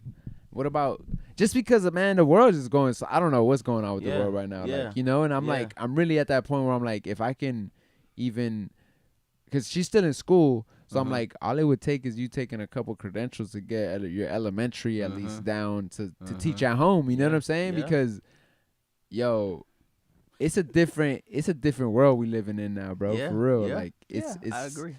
You don't even know their own friends. Like you know what I'm saying? Like But that's why it's so key to get to know the parents right. of the friends, because then it creates kind of like a portal, community for, and a community, stuff, right. yes. And it that's makes what's it lost easier. now though. Don't Yeah. you agree? Yeah. I mean, like, but you got to bring it back. I'm trying to bring it back. You got to. But you so. know what I seen recently? I saw like a little thing on Instagram where this dude was like, we need to have somebody that's willing to be like that person that's like, I'm gonna take that leap of faith. Yeah. I'm gonna get the Well, credentials. sense of community. has yeah, been and lost. Sense of start community, it, yes. and then bring your kids. You could trust me, Yeah. and you know what I'm saying. And I'm Yeah. like, because bro, there's so many stuff going on in the world where it's like the sense of community has been lost because we don't even know our Bro, we neighbors no rarely more. even say hi to our neighbors. Yeah, like We don't. Sometimes we don't even know them. you know Oh, what's man, crazy? I that's just moved crazy. into this area recently. So Okay. when I moved in, I had neighbors coming up to me like, "Hey, my name is and I was just like, That's beautiful. but me being that I grew up in Van Nuys, we never did that. I was like, yo, What are you doing? But then, What's going yeah, on? why is this guy coming up to me like? And Yeah. then one of the neighbors was like, bro, you can't park like that. And I was like, bro, my landlord told me I could. No, you can't park like that. And I was like, well, he said I could. And then when I hit my landlord up, he was like, bro, don't worry about that. Don't worry about him. Like he's just tripping. But I was like, dude, like the lady. Oh, and then I've had neighbors that come up to me in the morning, like let's say you have the sweeper pass by. Mm-hmm. Literally, bro, like so nice. Saved me like $100 so far. And then there's been Like please move your yes, car. like Yeah. hey, come Like, move your knock on car. your They're door. about to come Yeah. over, and I'm like, it's been like some random young man, like maybe 20 something, and then some older lady also. So God Yeah. bless them, man. The Yeah. neighborhood's been dope. Like Yeah. even like seeing suspicious people, but that makes me feel good because I got my kids there. You know what I'm saying? So it's like yeah. your kids are everything, man. Yeah. Like Oh, they are. I could say this. Our kids are assets. right, they're investments. Exactly. They add to us. Right. You know what I mean? There's so much value in our kids, so many blessings. Because if you think about it, the more you invest in them, the more they would actually like sow. And you can learn from your kids. Facts. You know what I mean? Like for real, it's so crazy. I've been taught by my auntie. She was like, look, it doesn't matter what age the child or how old or young they are, you can learn all the time. You can learn from them. I wish a lot of people had that mentality that even a child would teach you. Yeah. Well, You're never Let's take too- it back to the And she scripture, 50 right? years old saying that. That's what I'm saying. Like, It's like, I- whoa. What does scripture say about that? Come to the kingdom of God as a child. as a child. Yeah. And that's the thing a lot of people lose. Yep. Is like they don't understand. And people They- that are we in try church- to be adults so much that when we try to be adults so much, we're always with these rules and parameters, and like we forget to have that. Okay, like you gotta come like this. And one of the things that how do you stay as a child? You keep that seed of imagination always there, like where you're always gonna be welcoming to imagination and inspiration, because like a lot of people be like they just shun imagination, be like, nah, it's not possible. Stop Yeah. dreaming. And then that's part of your childhood. Kids dream. Kids imagine. You can see a kid pick up a stick and that's a gun to him. Yeah. And that's or that's a laser thing or whatever. You know what I'm saying? Like it could be whatever to them. But it's like as we get older, that's why I'm big on buying toys. I buy toys. I went to Target today. I bought my daughter a toy, and then I bought myself a little action figure. And then I just do that because I feel like it keeps me young, man. Like it keeps my heart youthful. Yeah. And I don't look at it like if somebody looks at me like that's weird. I'm like, man, it's what keeps me feeling like at heart I'm still 10 years old. That's your way of expressing it. You know what I'm saying? Like, yeah, I get that. We can't be too. We can't always like because I come from the era was hip hop where like Tupac and Thug and Biggie and all that. We're like you got to be hard and all that, and it's like, bro, all that gets old, man. Like when you end up having a daughter and then you got to go soft, like soft. That's the first thing that happened to him. He said that his daughter softened him a lot. Oh, but that's good though. That's why I said kids are a blessing. They are. They're an asset because that's what happens. If you have a thorny heart, bro, that softens it real quick. It was crazy. And that's all God needs. Yep. That's the craziest part. You know what I mean? So a softened There's heart. a question is in the open. chat, and it says, "Why do you think we lose our imagination as we get older?" Because I feel personally that the system that we're living in, especially in this world, day and age that we're living in, it's creating robots. It's not conducive to imagination. Right. Yeah. But it's like, because it's like your imagination's being killed for one, because the school system is taught to be memorization. It's not taught to, like, it's not explore what you're really good at. Right. Or It's explore just the telling you, think outside of the box. It's just telling you to memorize this and then take a test on it. That's all. That's all that school, the system is teaching. And it goes back to what we brought up earlier, where it's like people wrap their identity around like, oh, I'm gonna get this major right, and that piece of paper, and then that piece of paper, and their validates identity you all gets of a sudden. wrapped around that, and they think that's who I am. That's the and end they all can be no all. longer imagine anything else. that's because they're putting themselves in a box. Right. But sometimes it's literally like how can I say it? It's literally on the lines of it being dang, what's the word I'm trying to get? It's what's the word? Why am I stuck right now? We are being flowing, but it's so easy. I'll just put it this way: it's so easy to just get wrapped up in what our parents are telling us to go do. The status quo. The status exactly, quo. your status quo. But I'm also Well, you've been embedded. yeah. I mean, but You got it's- embedded into this idea. Or you're conditioned to believe Well, this. it's because at the moment you're born, you're a product of history, right? So it's like you're born into a history. You don't know what that history is, but you're born into that. Whatever choices they made, whatever, that's part of your history automatically.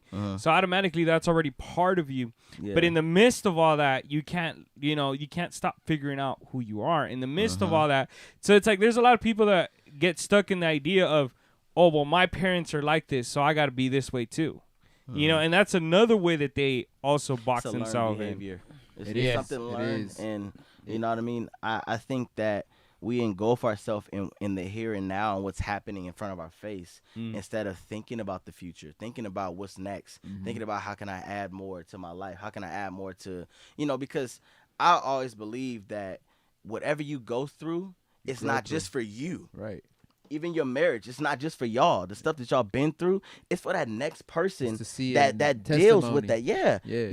Your it's- test is your test is your testimony. Yeah. That's I seen that recently, and it's so Yeah. big when like you go through something, and sometimes you ask God, why am I going through this? Yeah. But it's not. It's like, and God's like, it's not because I need you to go through this. It's because somebody else is gonna find strength in what you went through. Exactly. You know what I'm saying? Exactly. But you can't. The goal is to not focus on you. The goal Right. is to focus on what God is trying to say to help Exactly. that next person through you. Right. You know what I mean? Because we're Which is usually a beautiful. vessel. Which is beautiful. Yeah. Which is beautiful. But to answer that question, stay curious. Right. Just stay curious. Yup. That's it. The more Yup. curious you are, Ask questions. it literally leads to so many other portals and avenues that can take you to places you ain't never seen before or things you ain't think you can do. You know what I Right. mean? And it's like I didn't even think I could cut hair. Like I really didn't. How long you been cutting hair, bro? 10 years. Oh damn. 10 years. We've been But cutting the same- licensed for 2. Okay, dope. Yeah. How was that? So let me go in. Let me kind of go into that a little bit because I do feel you did like you were a unlicensed barber for how like 8 years then, right? Mm-hmm. And then what made you take that step, that leap of faith, also to be like, all right, I'm gonna cut down my hours to go to school or to do my apprenticeship or whatever? What made you take that step that I want to be a barber, like a licensed barber? Being comfortable in financial stability. So I was working in a company called Weber Securities, and I was a license coordinator. I was licensing brokers in the company. You know, when you at a corporate job, you already know your paycheck is gonna be this every 2 weeks, Right? all that shebang. Secured your benefits, exactly. everything. So I'm all in that, but it's so funny how God works, because a lot of times I've heard so many people take it to where if something bad happens, it's like, oh, it's the devil. But what if it's God trying to get you out of being comfortable? Right. Yeah. He's like, you're too comfortable in this. You don't rely on me. You haven't you focused on move. me. Yeah. So then it was like, it's so easy because I literally screwed up. So I got fired for that. But my boss was like, look, I want you to go do what you were meant to do, what you love to do. Because I was watching barber videos while I was working, everything. All the things you ain't supposed to do when you work. You know what I mean? That's focused on my career that I'm not even doing 100%. Yeah. And I lost my job that day, and I was like, you know what? I'm not going to respond in emotion and say, dang, why I didn't get this job? Why I didn't keep it? It was more on the lines of, okay, so what is that I'm supposed to do? Yeah. You know what I mean? I messed up. You know what I mean? I'm the one that was super comfortable, so what am I supposed to do next? My wife was like, look, well, let's back up a little bit. My mom's birthday was that weekend. I got fired. My uncle had a heart attack, and my auntie died. That whole week, that weekend, that happened. That's hectic, me getting fired. bro. And we were going to go see my mom for her birthday. That was February 11th. Literally February 11th. I think that was 2018. And I was 17. So sorry. back then, that was your side hustle was barbering. My side hustle was barbering. Yeah, it was barbering. And then all this that weekend transpired, and it was like, okay, something's got to give. Yep. So we went, drove, everything. Was in a studio apartment. Me and my wife drove down to Bay Area. We just talked about it. My mom was like, look, there's something else. You know, my auntie was like, look, God is trying to show you something that you didn't see. And you got to figure out what it is. It's a small portion of time, but you got to figure out what those things are that you need to learn from on your mess ups, so that it won't happen in the next situation. You can just learn from them and grow and from see, it. That's why I'm seeing your support group. Yeah. That's So I have my group. support group. They don't allow you to right get down. No, Yeah, not at all. yeah. Not at all. And it's just like, it's a blessing, because then it's like when you have, like I said, I have a wonderful wife. She was like, look, check this out. I'll go to work. You go to barber school. I'm like, what? She's like, yeah, you do that.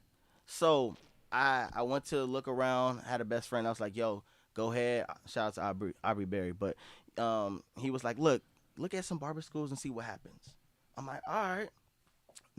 All I had was $1,500 to my name. That's the check I got. So I'm like, what the heck am I supposed to do with this? I got to pay bills, everything. You know what I mean? So I'm like, okay, Life. cool. Life happens. Right. So I'm like, all right, Lord, you got to do something. That's what's crazy. They always say the barber school is the hardest year for any barber, because you got all this stuff going on, but you got to devote time in barber school. It's like you cut your income sometimes in half or more, because you're like. Yeah, but like I said before in the beginning, sacrifice is very key, because that's what. And it's a momentary sacrifice. And understanding that sacrifice is for a bigger benefit down the line. Yes, and that's what my wife, when she said that, she saw that. Because she was like, this is temporary. Oh, I can do it. This was temporary. I said, I love you. Right. You know what I mean? Like, this woman believes in me. Right. This woman believes in me. Fact. Like, literally, find you a woman that really would literally live under a cardboard box and still be there for you. And still be like, I'm rocking with you. Right. No matter what. We're going to go from hard knocks to whatever we go to. I'm cool with that. That's what I got. So the shop that I was working at, where I was unlicensed in Long Beach with my mentor, Will McLean, he sacrificed everything. So he's the owner? He was the owner, yeah. So he's like, okay, you come under my wing. He's like, come under my wing. I never knew this, but I knew that they didn't feel comfortable. The other barbers didn't feel comfortable with that, because if State Board comes in, right, pew, right, you get. No, I know that. I'm dealing with that right now myself. Exactly. So it's a dangerous place to be in. Right. But he was just trusting God, and that's the most key Same thing. in I'm all trusting of it. in God. Like I just Exactly. I've had the shop for 5 years. And I have unlicensed barbers, but I'm starting to nudge them towards that direction where Yeah. it's time. Don't be comfortable. It's exactly like, and it's only temporary. Yeah. This sacrifice Yeah. is momentary. It's not forever. It's Mhm. just gonna. It's for your professionalism at the Yeah. end of the day. Yeah. Like, you know what I and mean? Like, Security. security, right? Yeah. And not having to look over your back and Yeah, and then absolutely. it's just I always like I tell them like I see you guys as assets. I don't want to Mhm. see you as a liability. Yeah. And the moment the state board walks in and they see you, they look at you like a liability. So it's like, man, it's just a little sacrifice for a piece of paper. But no, that's why I wanted to ask you, bro, because I really feel like it's important, and a lot of people, there's a trend thing going on right now where, you know, barbering is cool. Yeah. You know, I started cutting hair. It was $12 a haircut when my first barbershop over 10 years ago. That's a lot of work. Right? And then now it's like to where I'm at now at 75 a cut. I'm like, bro, like it's a trip how like we're demanding our respect. We're putting tax on it. We're getting paid. Yeah. But I'm seeing the new generation come in and not want to pay their dues.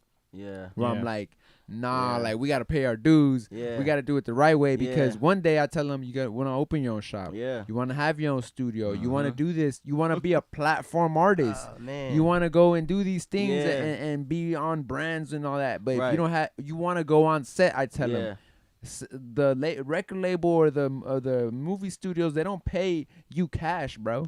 It's They all pay stubs. you exactly. They Yeah. pay you with like a business. Yeah. Like you gotta get. And I'm like, you guys gotta play ball. Like, and I tell them, like, I learned my hard way. I used to dodge the IRS. I used to be like, nah, Uncle Sam, who? I don't know that guy. Now that I'm trying to get a house and I'm trying to do all these things, I'm like, learn from my mistake. Yeah. File your taxes, do everything right, so you don't have to Say that again. You know, you don't gotta. My dad always tells me this: the lazy man works double. You know what I'm saying? If you do it right the first time, you ain't gotta do it again. You know what I'm saying? So it's like a lot of guys that are cutting hair right now, and you 20, 21. Listen to me. Take advantage of being 20, 21. Man. It's only 1 year. Man. It's the rest of your life is ahead of you, man. I loved barber school. You feel me? I loved barber Me school. looking back, I loved it too, and I Man. feel like I should have paid more attention with the color stuff because now the color is big right now, like dyeing Hey, hair I and all agree. this stuff going. You know, I agree. and I'm like, dude, I should have paid more attention to that. So Yeah. now I can have something to pull from another stream of income. Yeah. You know, even Yeah. braiding, bro. Everybody's getting braids now, Mhm. growing their hair. I'm like, bro, when I was starting to cut hair, everybody was about waves. Yeah. Now everybody's like curl sponge it. Yeah. Now I'm growing it out for the curl sponge. I'm like, Man. bruh. Man. hey, no joke though. You should, if you don't even know about them, check out Twisted Up Comb, bro. Yeah, I got Twisted- yeah. Yeah. Those are like family to me, man. But their brand is so key because you can wash it.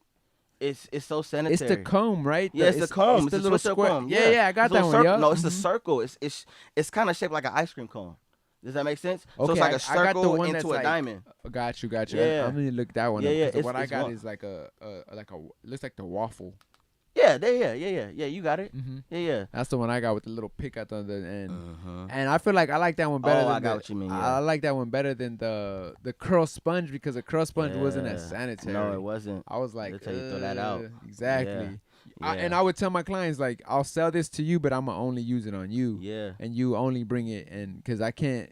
I just after a while I was like, yo, all these people. Yeah. Now we're in COVID for real. I'm Yeah. like, nah. Yeah. How And has and this guy has always been a barber, dude. That anytime he cuts hair, since I've met him, always wore gloves. even before COVID? Even before COVID, like I've been Yeah. wearing. always wore. But it was And then because of he hair told me, splitters. yeah, he says Yeah. he hates hair splinters. True. Bro, it's the That's worst. very You're true. driving home from work and you have a hair splinter in one of your fingers or whatever, or in your fingernails. It's the worst pain you felt. You know who is so adamant about that? JC the barber. Yeah. I actually what I went to mean? barber school with him. Oh, that's even better. Yeah, me That's and him even went to better. barber That's school dope. and we were at the same time. This is crazy because Yeah. he was already up there in barber he's school. real, though. He is so He's real, so bro. authentic with how Nah, he is, and that's- I'm cool with that. Nah, that's because why- he demands super respect, and he should get it because Exactly. of what he's done. for real. And what I like, this is what I like, is the fact that what you said about young barbers trying to come up, wanting to become like a part of Babelist, a part of Wall, a part of Andis, right. and they want to just get it handed to them.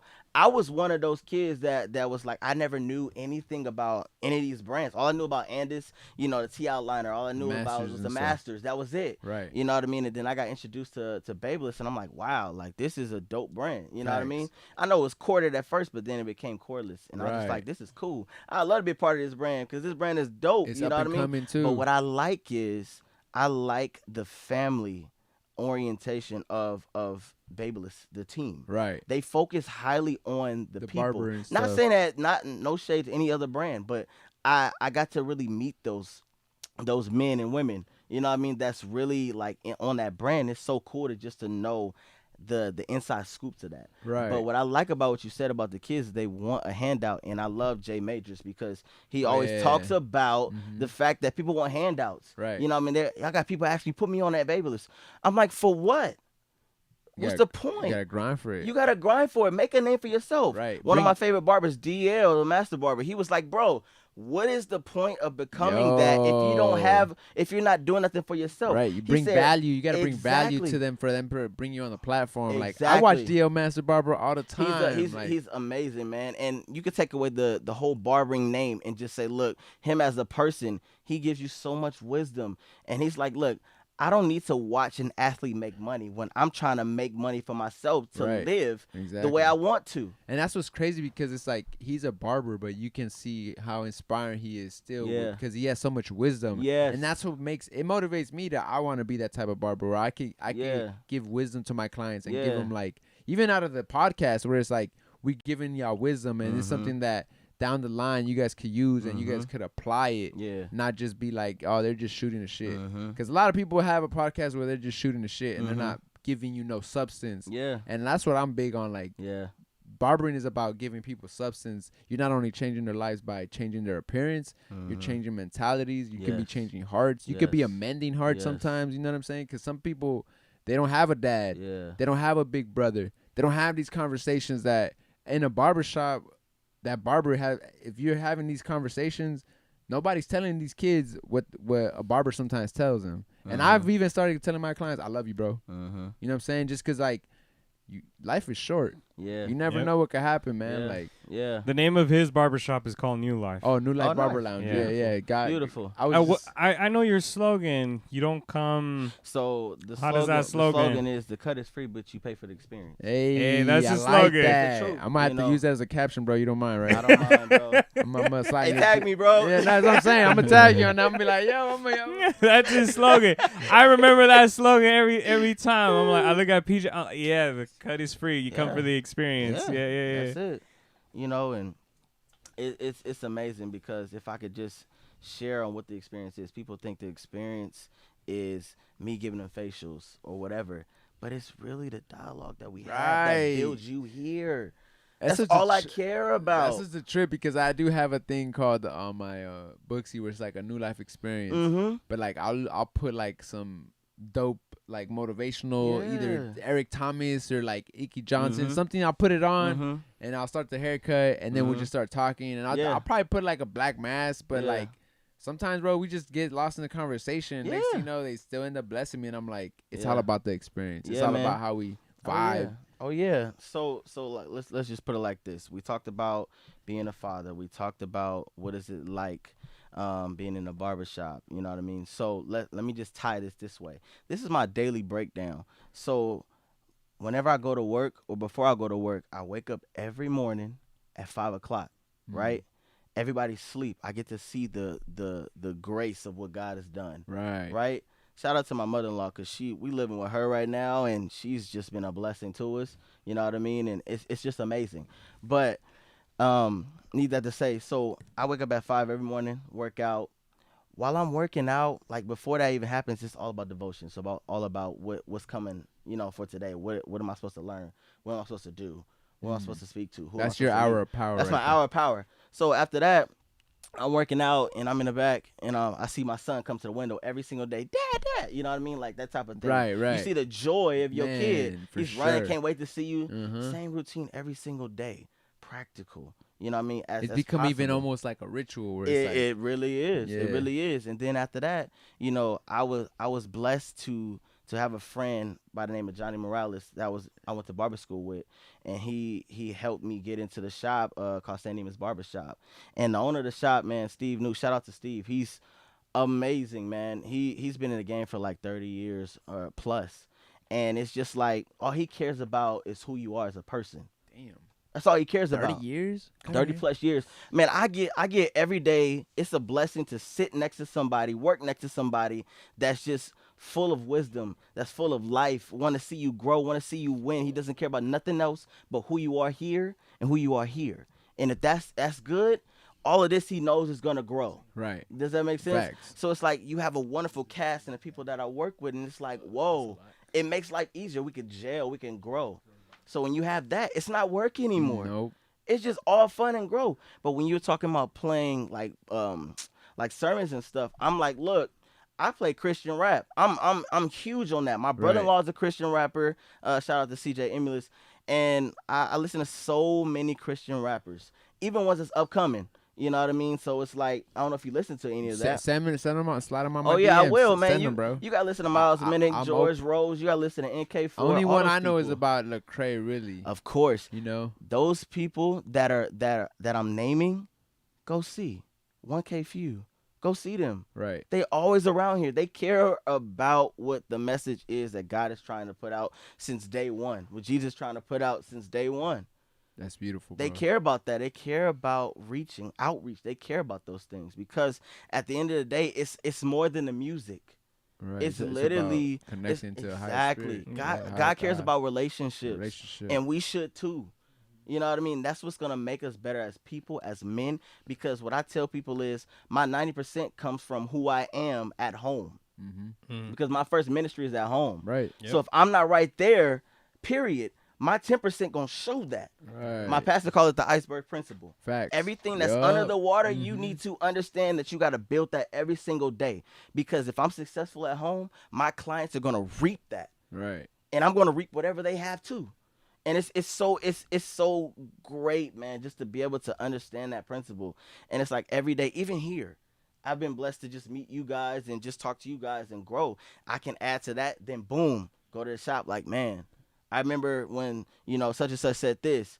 Oh, man, I hope that helped you. You know what I mean? Right, Like, it's right. just those things. Mhm. Relationships create so much of a way out, man. It's not what you know, it's who you know. Facts. So that's And that's just- why I've that's how been I see it. big recently, where I've been realizing where it's like I'm removing that slogan in my mind where it's Yeah. like no new friends. Like, nah, I need new friends. God Yeah. is sending me an abundance of the right friends because Right. the old friends were not the right ones. You know what I'm Right. saying? So it's Yeah. like I see that now where I'm like, Yeah. nah, man, God places people in your life. Even I can even feel this is gonna be a new friendship. Yeah. Fostering from this Oh, because man, I've yeah. even noticed that like God's put in my life. It was like you need friends that are other fathers. Mhm. You need to start looking towards discipleship Mhm. and fellowship with Mhm. other fathers Mhm. that also have common beliefs. You know what I'm saying? Because it's like I've realized it's like a lot of my friends that were my friends, we don't relate anymore because I'm in a different season. Mhm. They're in a different season, Yeah. and we don't share nothing in common. You know what Yeah. I'm saying? And it's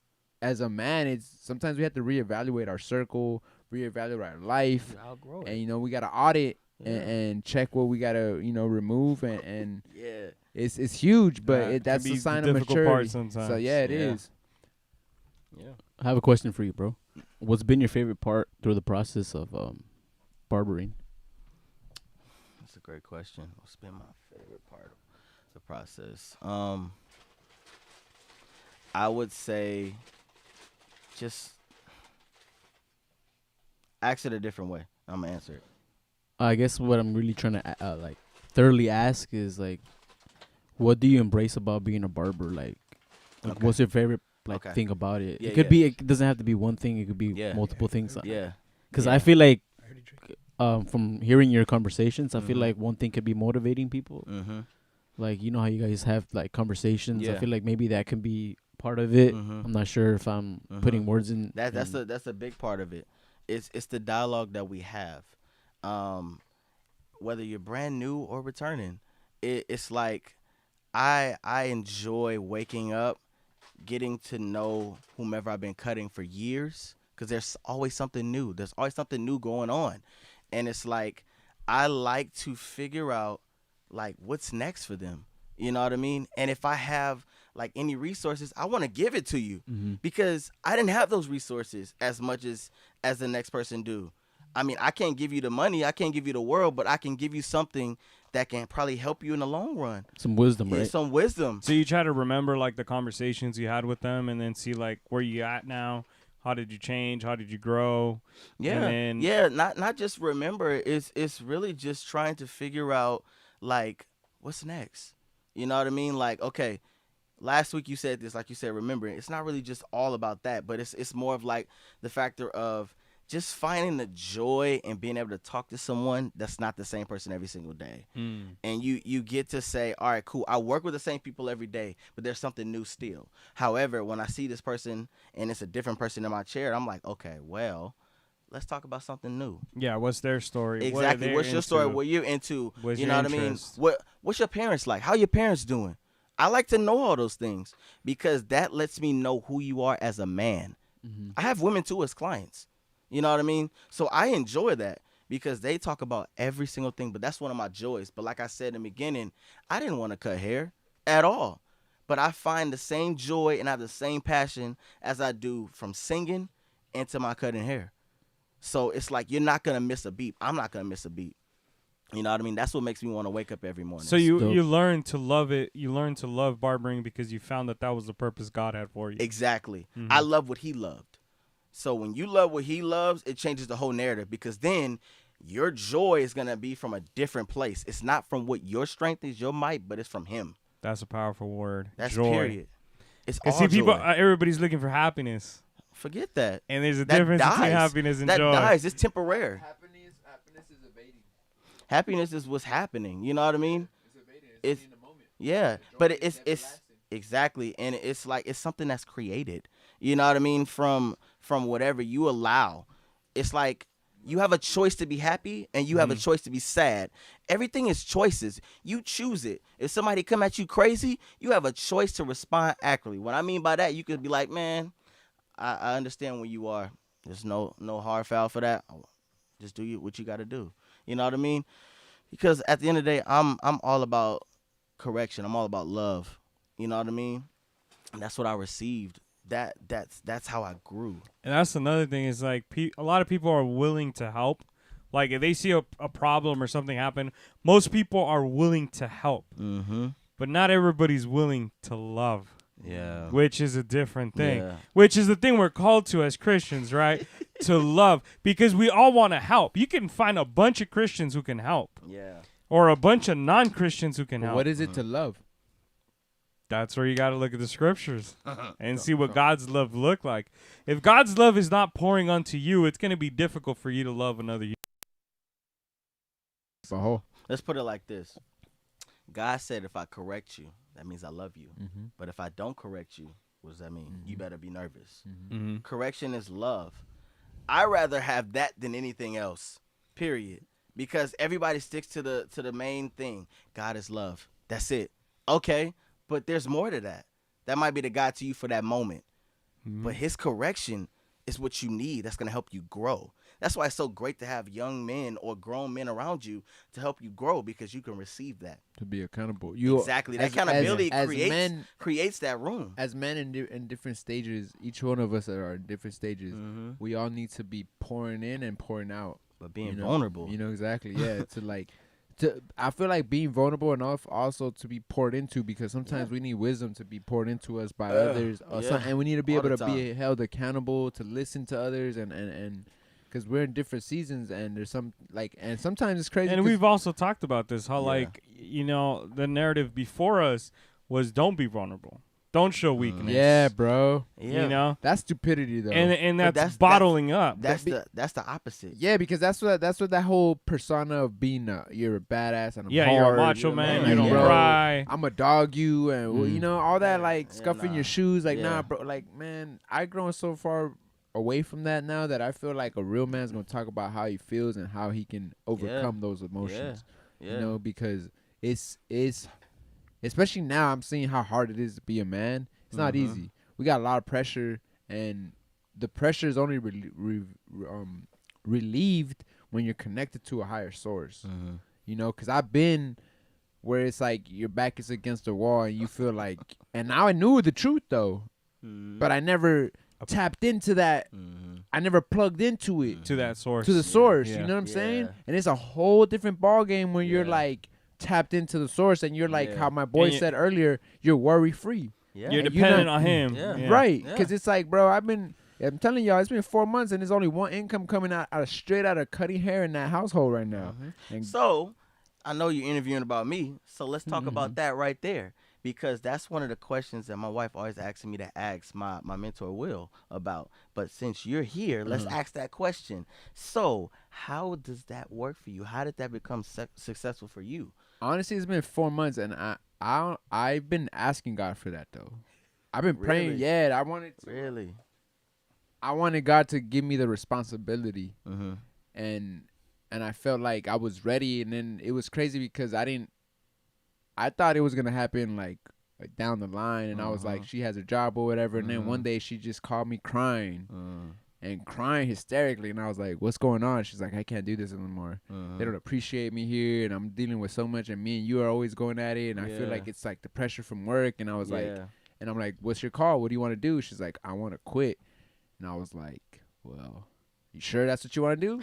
Yes, that's what I want to do. All right, I'm with you. I got you. And then it was like, because I'm very prideful too. So it was like kind of like, that was like pride also. Like, damn, I got her. All right, Yeah. dope. Like, it's like in a sense of a No, good. as a guy, you It's a- want to yeah, provide. Yeah, it's Yeah. like a good. That's a natural instinct it's of like us to want to because I provide. feel like pride Yeah. is good, and, Yeah. and there's like too much pride is obviously bad, right? Yeah. So the Yeah. good side of pride, it was a good amount of pride that showed up in that moment where I was like, I feel good and inapt enough to provide for you and us, but then guess what happened? The first test came, Oh, yeah. and it was course. like she was a property manager, so it was like she quits the property managing job. Guess what happens? We got a dip. And it was like, bro, The place where they were living, because Yeah, the of course. the place they had a certain amount of rent, and it was because of the job. exactly. Yeah. So, So we were then getting a discount. rent skyrockets. It was either we were either gonna stay there and pay the difference, or relocate and find something more decent, more Yeah. cheaper or whatever. Yeah. But it's like she was like, no, I need some time off. I need to figure it out. And I was like, no, I got you, Yeah. man. I would say like a couple, maybe 2 months before that, a month before that, we had my brother Henry here, and he's a real estate agent. Nice. real estate investor. He has a couple properties, and he's an agent also. So he had a house. I called him, and I was like, bro, do you have a house, or are you selling anything or anything? Yeah. And he was like, bro, I was about to put this house on the market, but I'm willing to rent it out. And he's like, come by, come see it. And I went, bro, and it was the current place you're in now. yeah, Nice. down the street from here. It was all leap of faith, bro. Nice. Like literally, God in the moment was like gave me the. It wasn't. It's because it's like I'm gonna look in the camera. It's not like you hear God like, take the leap, quit the job. It's not like that. All The right? opportunity just presents. No, the itself. opportunity will arise. The conflict will arise, and the you will have decision has to peace. be taken. Yeah. And like when you make the decision, you will have peace. That's when you know God is in control. Yeah. That's when you know God is like, it's all good. Your worry won't even be heightened. Like, yeah. and it in the moment I was like at peace, right? And then after everything, then we got the house. We went in there, started getting everything. It was like the first week where it was like I started feeling like the doubt creep in. Like, how are you gonna do this? And what are you doing? Like, you know what I'm saying? Yeah. You know, and it's just your human instinct starts Yeah. playing, and it's like Yeah. bills and all that, and Quiet. then life, and then the devil also starts trying to like mess with you and everything, bro. But I just in all of that, I was talking to these guys, and I remember telling them one time, like, bro, I don't know if I did the right move. I don't know if this was right. I remember like right before a podcast we spoke about it, and then that's where it goes into your support group, like we talked about, like having your guys that can hold you accountable, that can you could be vulnerable with and stuff, and like I thank these guys that they were there because they actually gave me strength not to like give up and be like, all right, bro, you might feel like that right now, but tomorrow's another day. Just keep doing what you're doing. Yeah. You're gonna be all right. Yep. 4 months later, bro, like I honestly feel like it's a test. It was all a test for his testimony because we're still here. Like even through the COVID pandemic, bro. And like, the other thing he's got to say is, before pandemic, he had way more clients than he has now. Mm. But the Lord has sustained him with less clients and still being able to provide. Right, bro. It's a trip. Isn't that It's crazy? a trip. Same. Mm-hmm. Same. Like, Same. and that's what has me like, I'm more. And my girl always tells me that because even before she quit her job, like, this is what crazy, bro. When I was in my addiction, we were barely getting by, like month to month. Damn, and it was bad. I was like, and I was even looking at myself like, bro, what are you doing with your money? It was real bad. 2020 was like, and it was getting worse and worse month by month. And she was starting to ask questions, and it's like, you're the breadwinner, you make more than me, but why isn't it adding up? And then I had to start like auditing myself and reevaluating like what is really going on? What am I doing? And bro, like, I would just say, man, I relapsed 3 times in the process of getting sober, and I felt like God really helped me the last time. It was like, I'm gonna deliver you from this. This is the last time. And it was kind of like, now looking back, it's all grace, bro. Because I still believed in God. Like, I was raised in the church, and I still would watch sermons here and there. It just wasn't to where it's like I'm seeking His presence now. Yeah. Like, I actually seek it every day. Like, I'm going to watch something. I'm going to pray. Yeah. I even don't even listen to music sometimes just to see if I'm going to hear something. Yeah. If I'm going to hear, like, it could be a faint sound, or it could be just a feeling that you get where it's like God speaking to you. Like, the other day, man, me and my mom got into it, and I said some stuff I shouldn't have said, but then like 3 days later, my God spoke to me in the shower, send your mom money. Just send her money, just to send her money. And it's like, I was like, really? Yeah, in the shower, I turned off the YouTube, went on Chase, and just like, and that's how I feel like God recently has been using just any circumstance to speak to me, even through people, you know what I'm saying? And like, you got to be vulnerable enough to let God use you, because you don't ever know who is listening, you know what I mean? Like, He could speak through you, and then you're just like, and as a barber, that's really what I've been praying to God, like, use me, make my hands feel somebody, like, make my hands create their appearance and make that feeling be something that's rewarding to them. But it's like, because the money's good, but it's like the rewarding feeling after them feeling good, and then them also leaving the reviews like, yeah, man, I learned something new at that shop. It's either a documentary or a sermon or something like that. To me is like, because I it's my barbershop, so to me, having a platform like that is huge, bro. Like, you know, like, and I hope that one day you get there too, because honestly, bro, the way you talk, you're damn near ready for that already. Like, you have that insight, you have that vision, you have that discernment, you have that leadership skill already too, because you're so willing to be a mentee. You know what I'm saying? And like, I'm in that stage where like, I wish I had somebody where somebody could pour into me, but I'm in the stage where I'm pouring into these guys, and I'm like, dang, it's so like tough, because it's like, when you lack that, you see when you need it. You know what I'm saying? And like, sometimes I get it from clients, but the fact that they're not in the barber game, it's I have to apply it in a different way. But you see, you got your boy that's been in the game 30 years, and he's giving you free game, bro. Where it's like, that's why I love DL Master Barber, because I just watch him on YouTube all day. Like, yo, man, DL, keep uploading stuff on YouTube, bro. I keep rewatching the same DL Master Barber videos and stuff. Like, yeah, very true. You know, but Very yeah, that's true. kind of like my little story, bro. Like, Yeah, that's and I feel like beautiful. anybody could do it, especially if you're a barber, man. You Yeah. just stay consistent and always remember, be about your service. Yeah. And like your clientele will reward you. Yeah. You know, they rock with, you know, that your energy is already welcoming, bro. So it's like, I appreciate it. if you still have that same energy and you keep building on that, you're going to be booked. Like I tell everybody, as long as you have a smile on your face and you're happy to show up for work and you're available, that chair's going to keep spinning, bro. Like, Yep, availability is the best ability. Yep. Oh, man, that's Well, true. thank you, PJ. Thank you for very having We much, me. man. appreciate you being Hopefully we have a here. part 2 soon. You know, Man, we talk let's about do it. I'm down. I'm down. You know, for it'd be sure. dope.